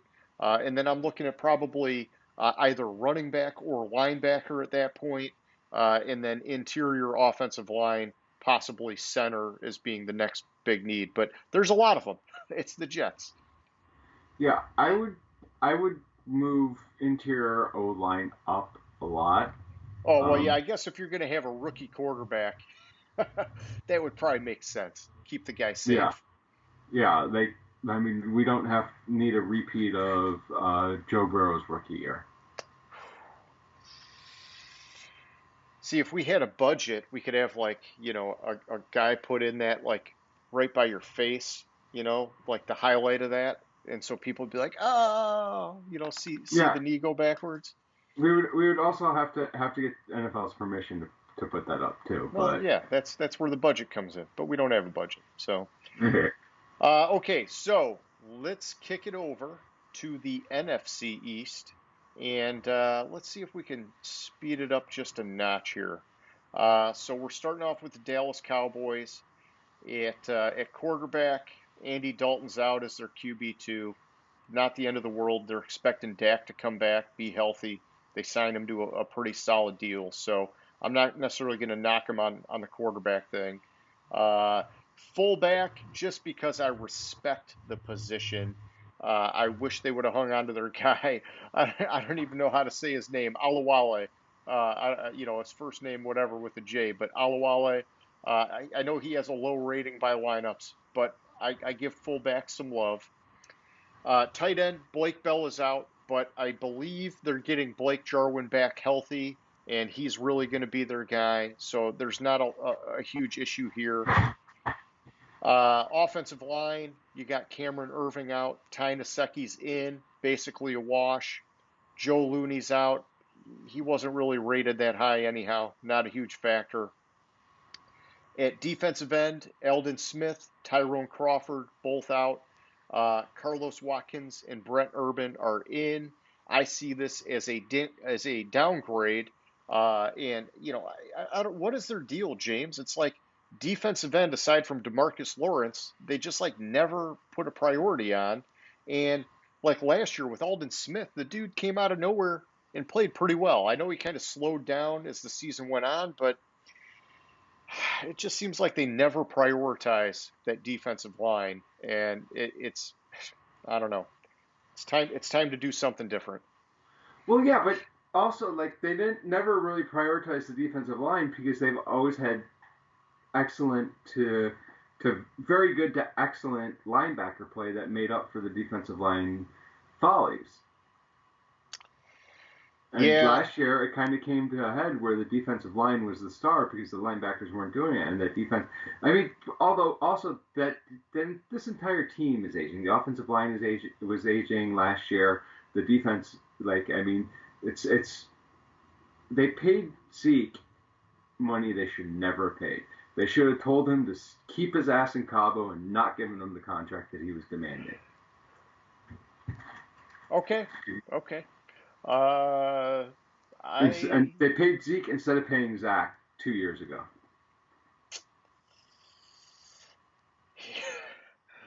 yeah, it is tough. It is tough. They've spent a lot of money, on certain guys. They've got a lot of concentration.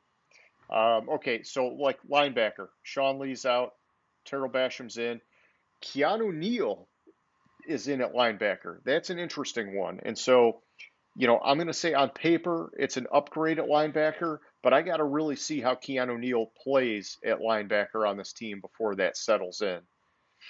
Exactly. That's what I was gonna say. I don't know about Keanu Neal at linebacker. I haven't really studied it. Like, did he do play any linebacker when he was in Atlanta?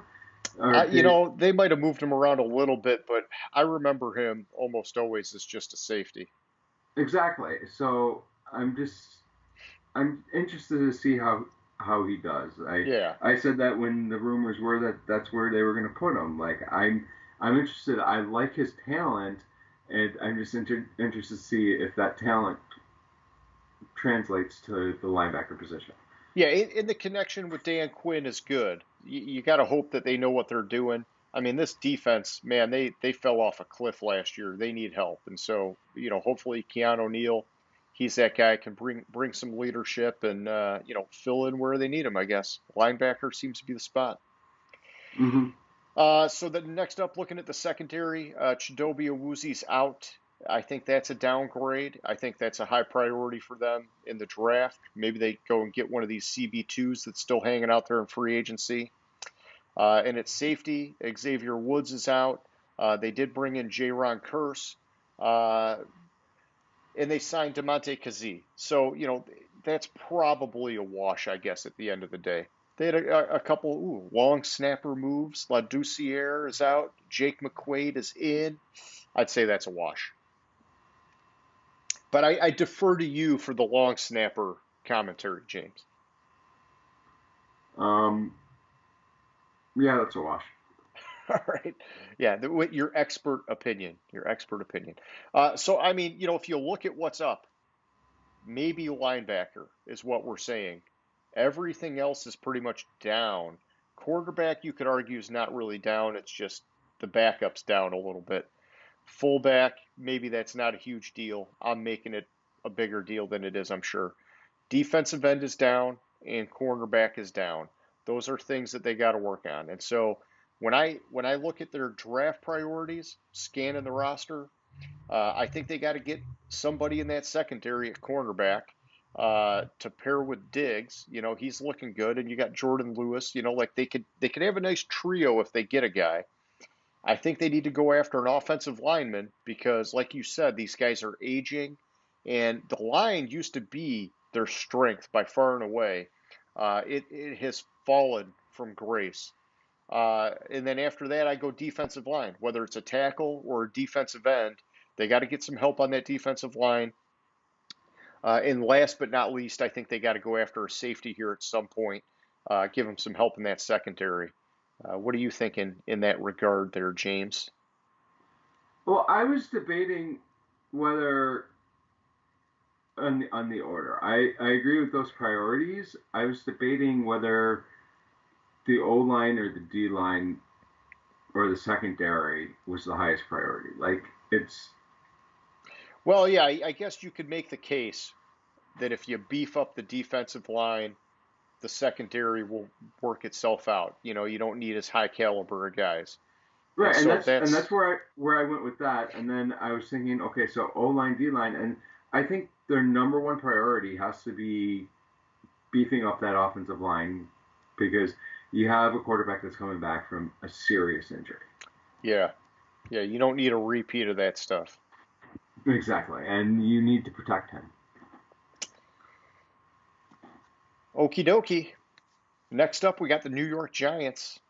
And so looking at quarterback, Colt McCoy, Alex Tanney, both out. Mike Glennon is in. I think it's safe to say that is a wash. At running back, you got Wayne Gallman, Dion Lewis, Devonta Freeman, Alfred Morris, all out. They got an exodus at running back.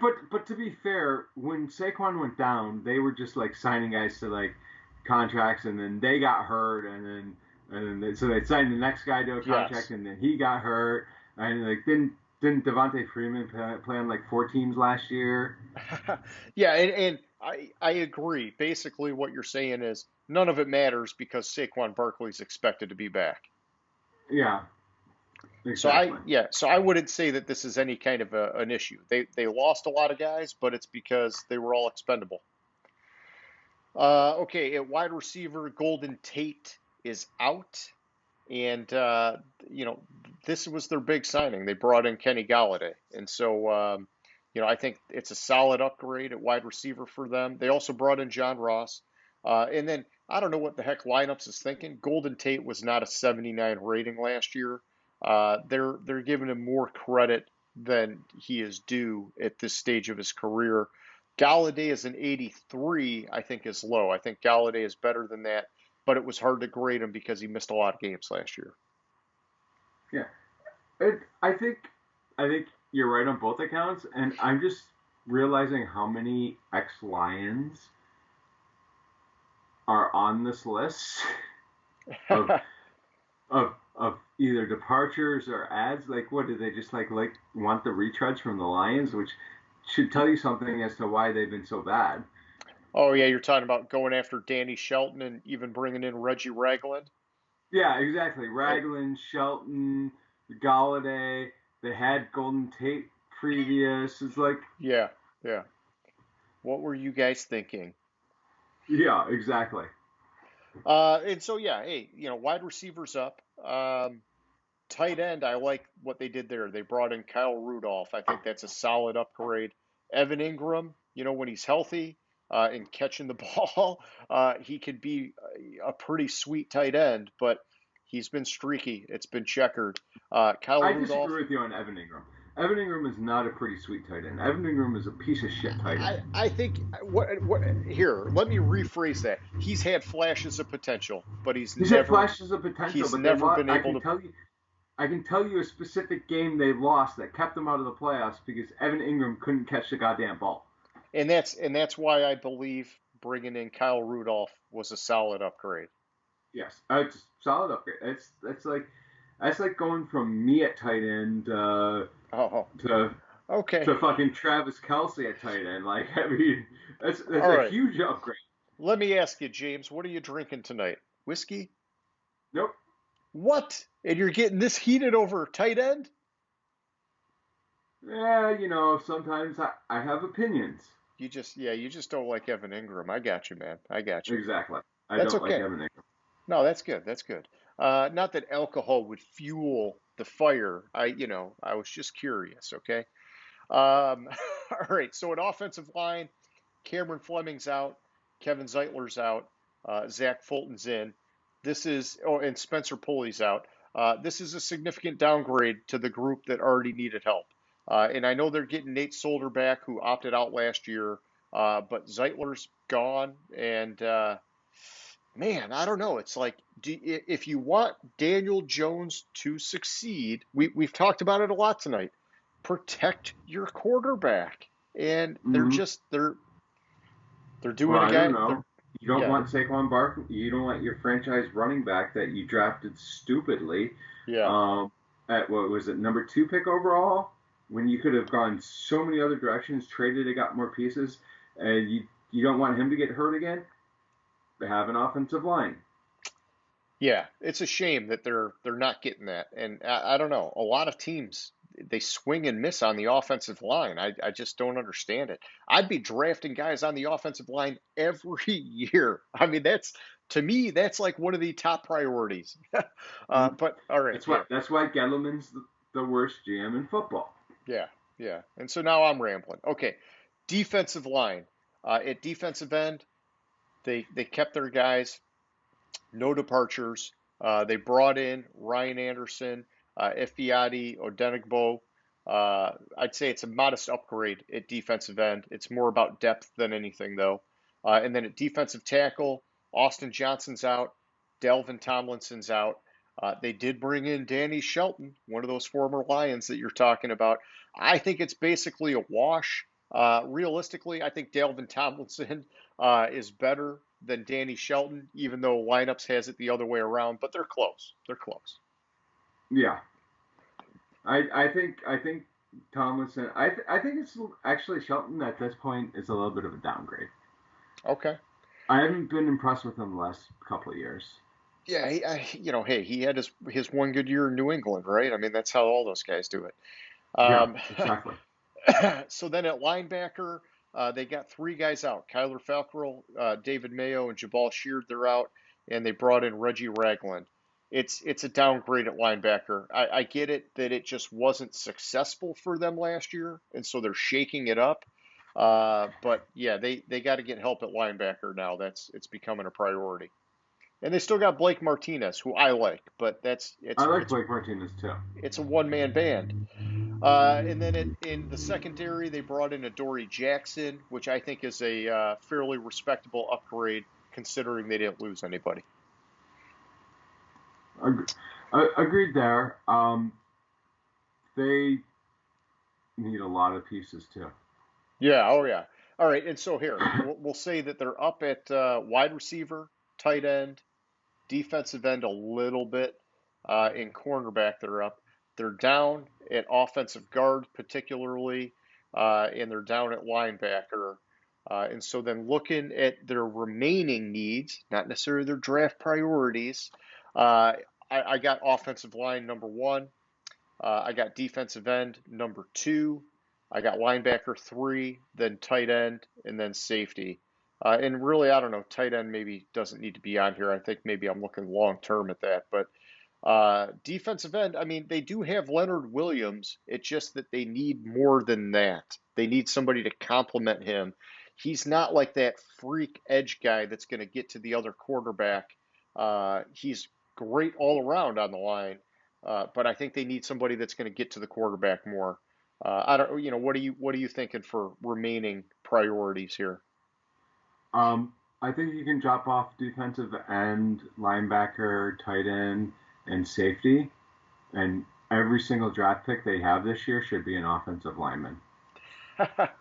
Going to the extreme, just throw They everything at need the wall and see what they sticks. yeah, they need to fix that offensive line. That offensive line is top priority number one. You protect that quarterback, Yeah. you have a good offensive line, everything else will fall into place. Yeah, and I will say this: I do like Will Hernandez on the offensive line. The dude's a beast. I just remember him back to the combine. The dude put up like fucking 40 reps on the bench. And not that that's the only thing that matters, but they got one good guy. I'll say that.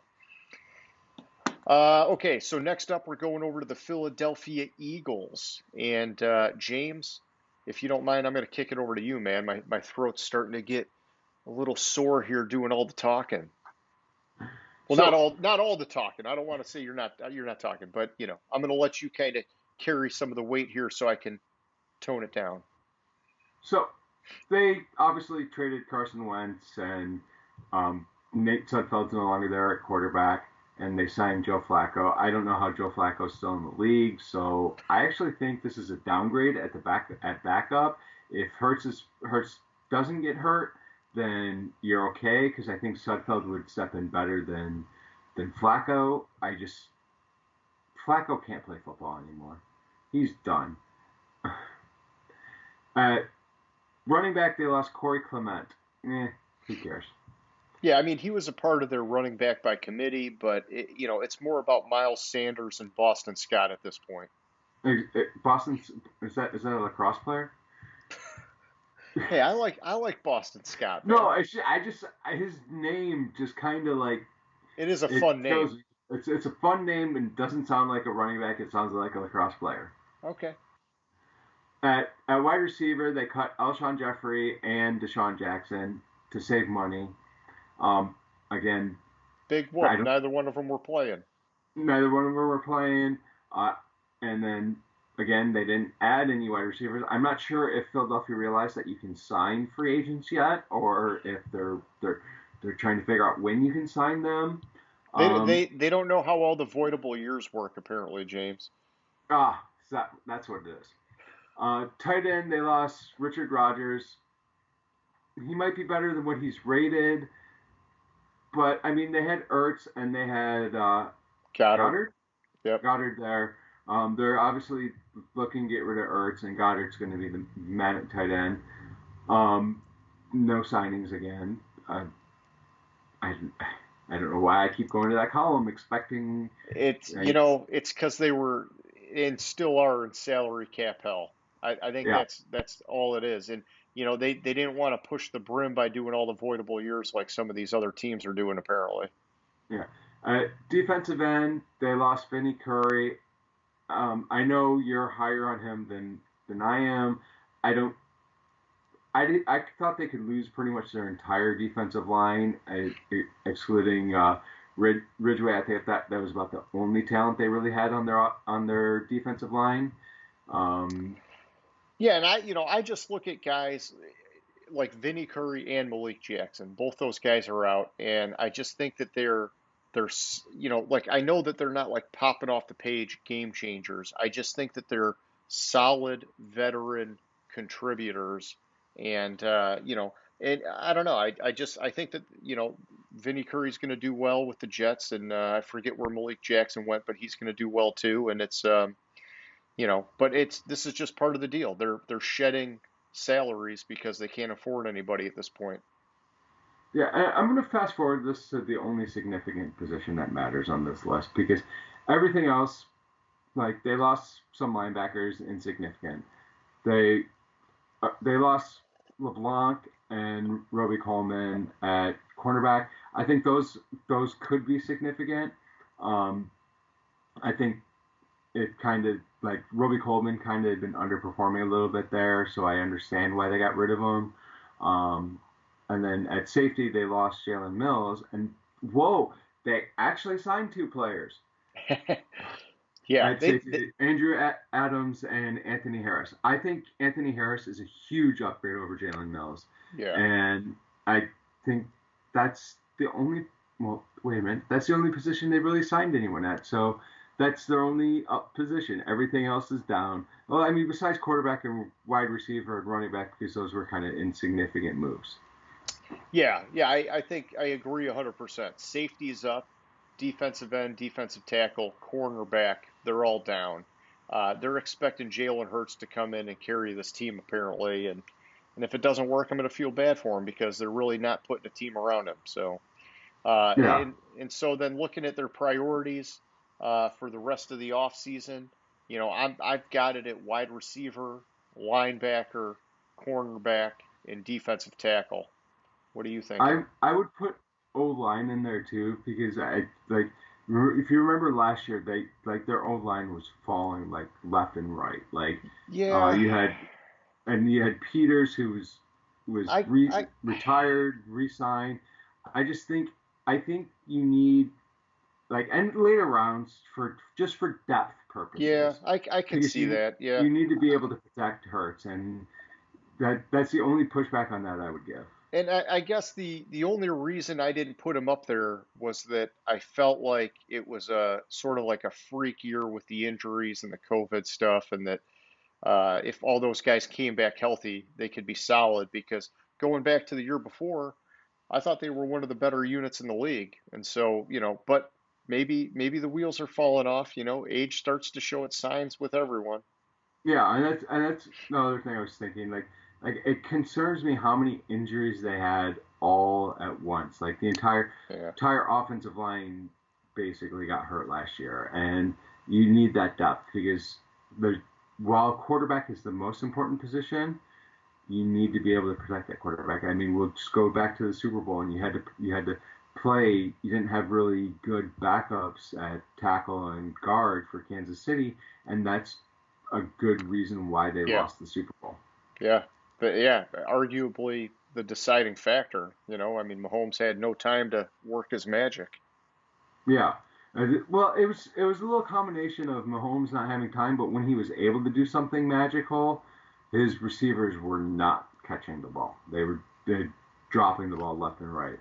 Like there's throws that Mahomes was able to make in that Super Bowl that are just ridiculous. Like there was one of them where he was like Supermaning and then just like threw it out there like 60 yards. It's like how the hell do you do that? Well, that's why he's the $500 million man, James. This is true. This is true. Outside of that, ready to move on to the football team.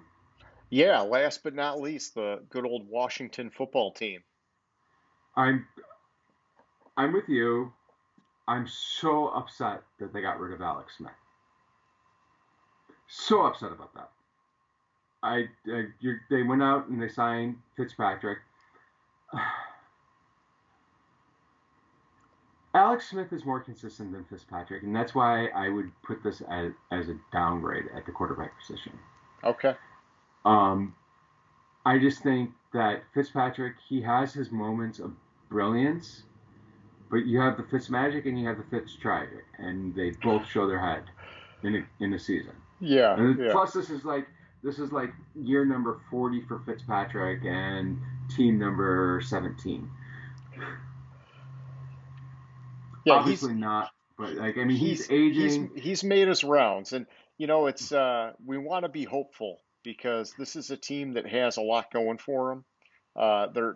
They worked their way off the bottom really fast, and yeah, it's Alex Smith was like the perfect guy for that team, and they didn't want him for whatever reason. So hopefully Fitzy can make the magic, man.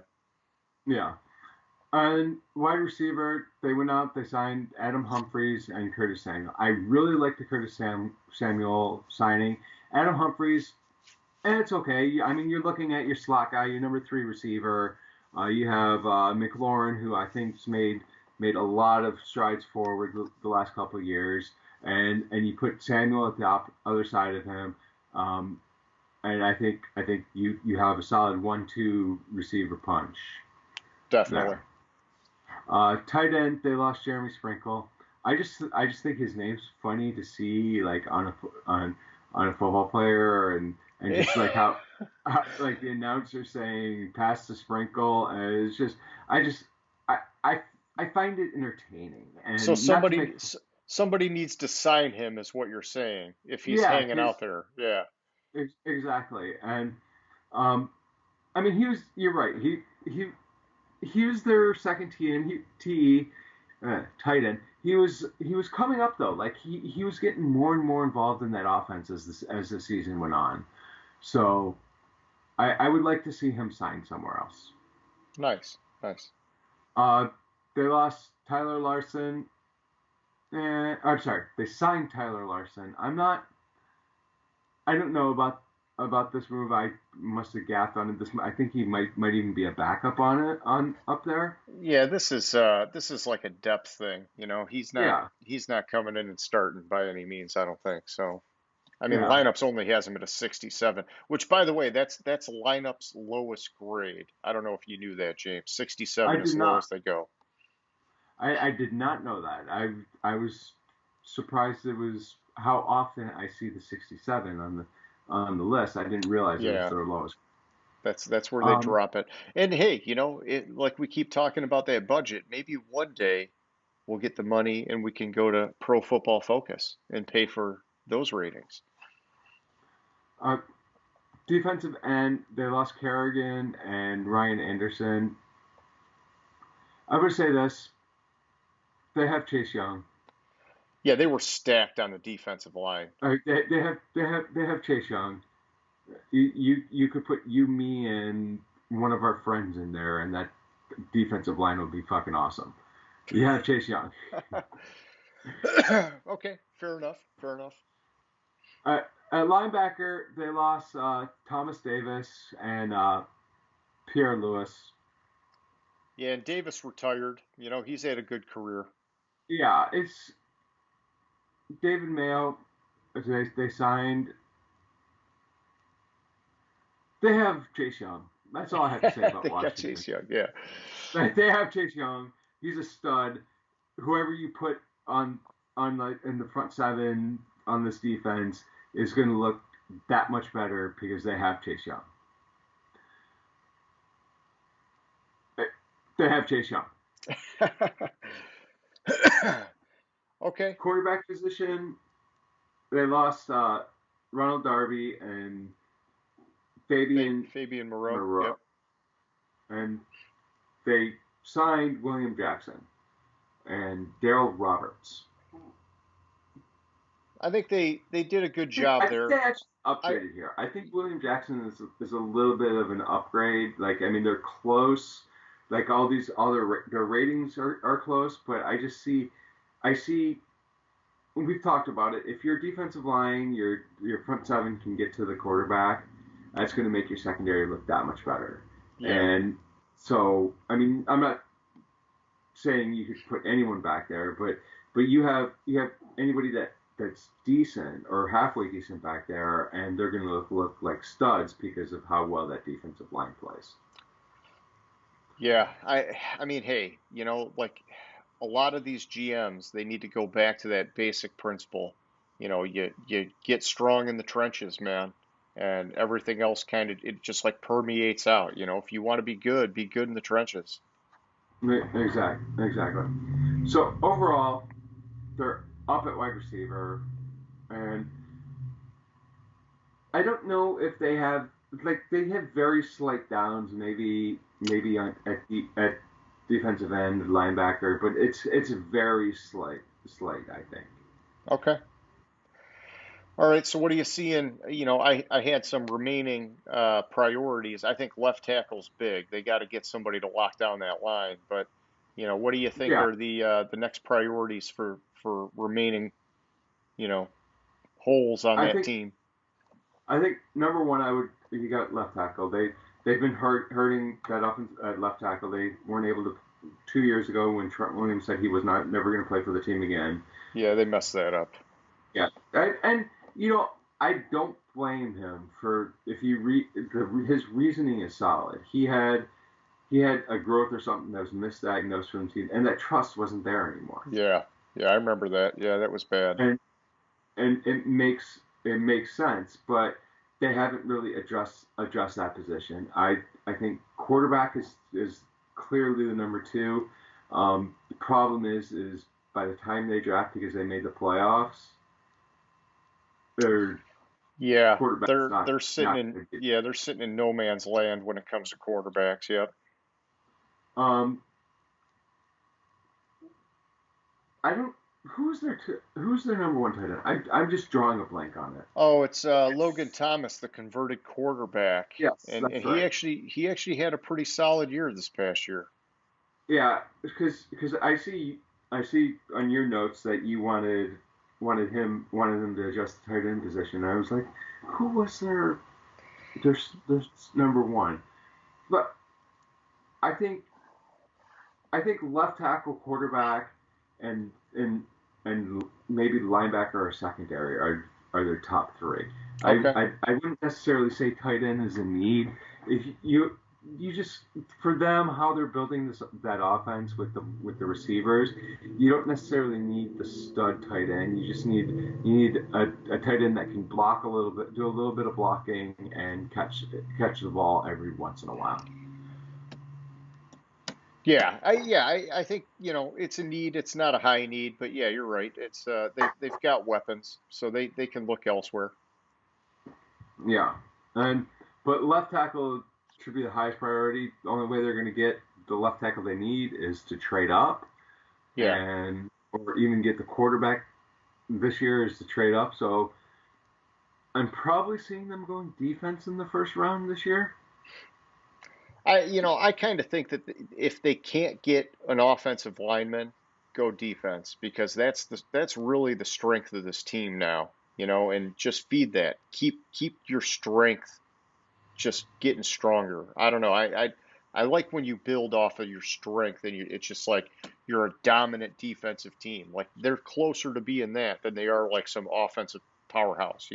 Yeah, and also with this at the quarterback position, thinking about it, like I could see Heineke being the starter and being a sufficient starter. When you have a solid defense, you just need you Yeah. need that game manager that's not going to make the huge mistake, a la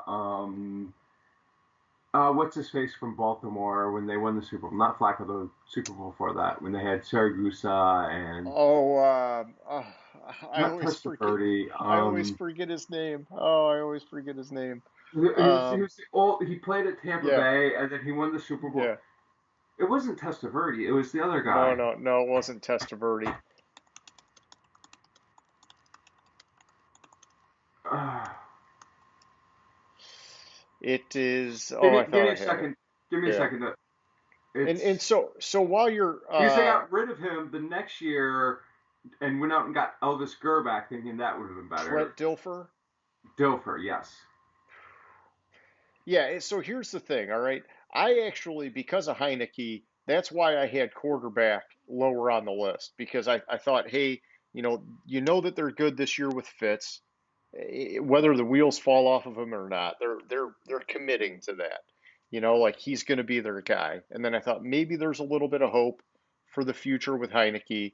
And if not, they got a year before they got to really figure it out, and then it becomes a priority Yeah, next year. and I think they still have like the more I think about the quarterback position, I I I agree with you. It's probably lower because they still have what's his face from Carolina too, don't they? Kyle Allen.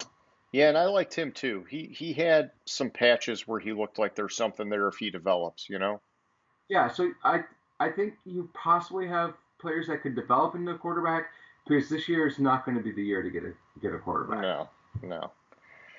Unless they want to give up that first rounder for Jimmy G. See, I heard that they were heavy in the Stafford talks.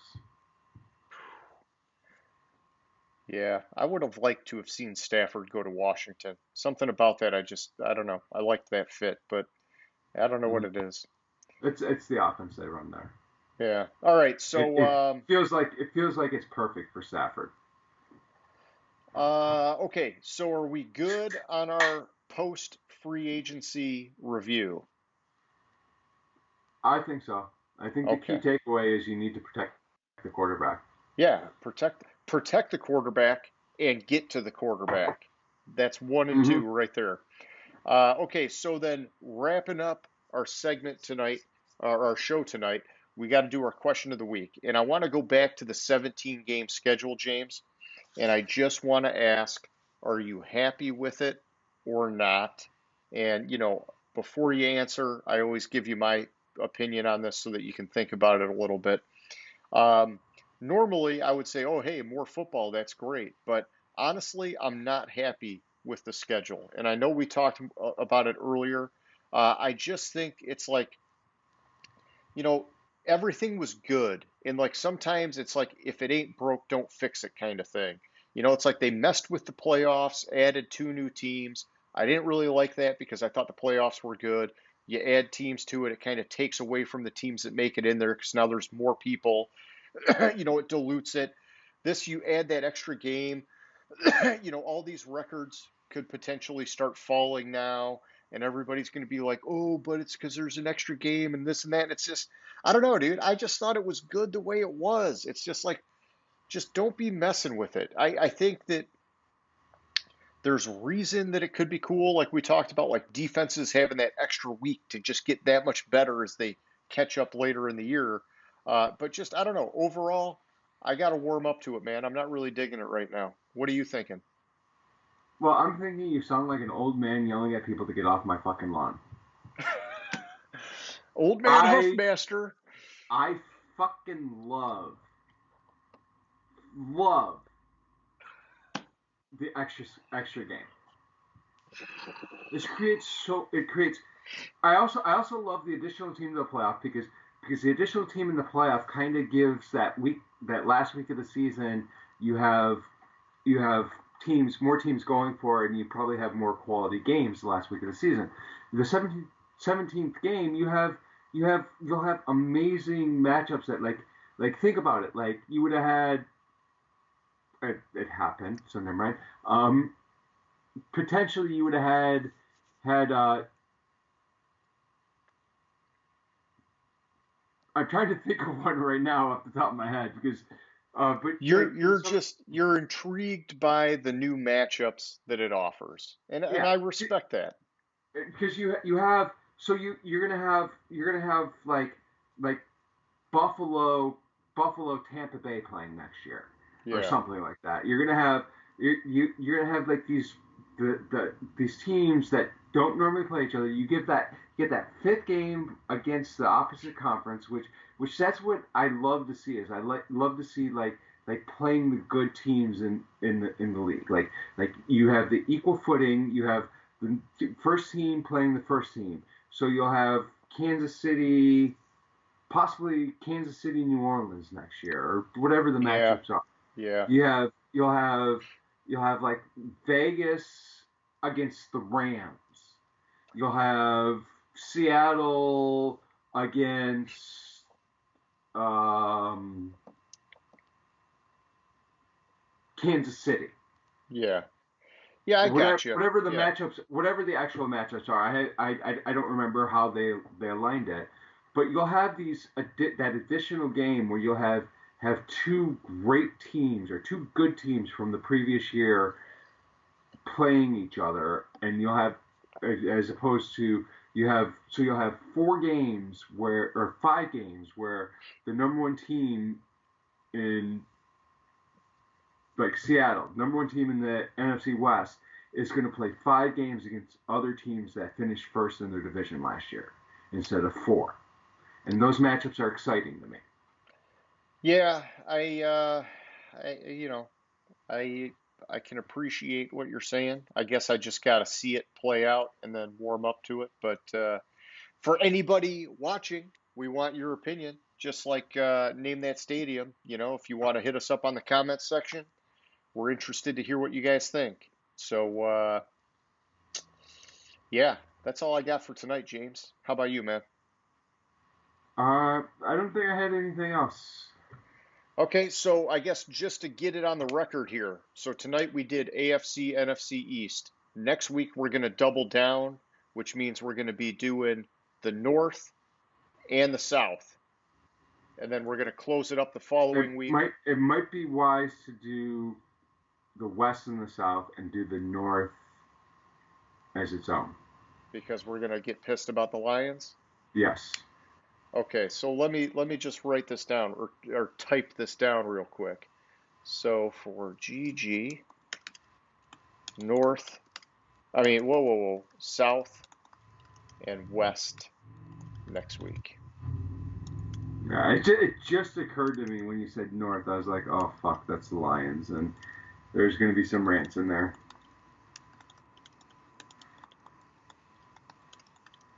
Okay, I'm good with that. I'm good with that. All right, so hey, anybody who is still watching, thank you. We appreciate the support. Hit us up with some comments. Let us know what you're thinking. Give us that thumbs up. And if you really liked us, hit the subscribe button. James, like always, man, it was a good time. I'll catch up with you in a little bit. All right, sounds good. Gridiron Grinder. Hut, hut, hike.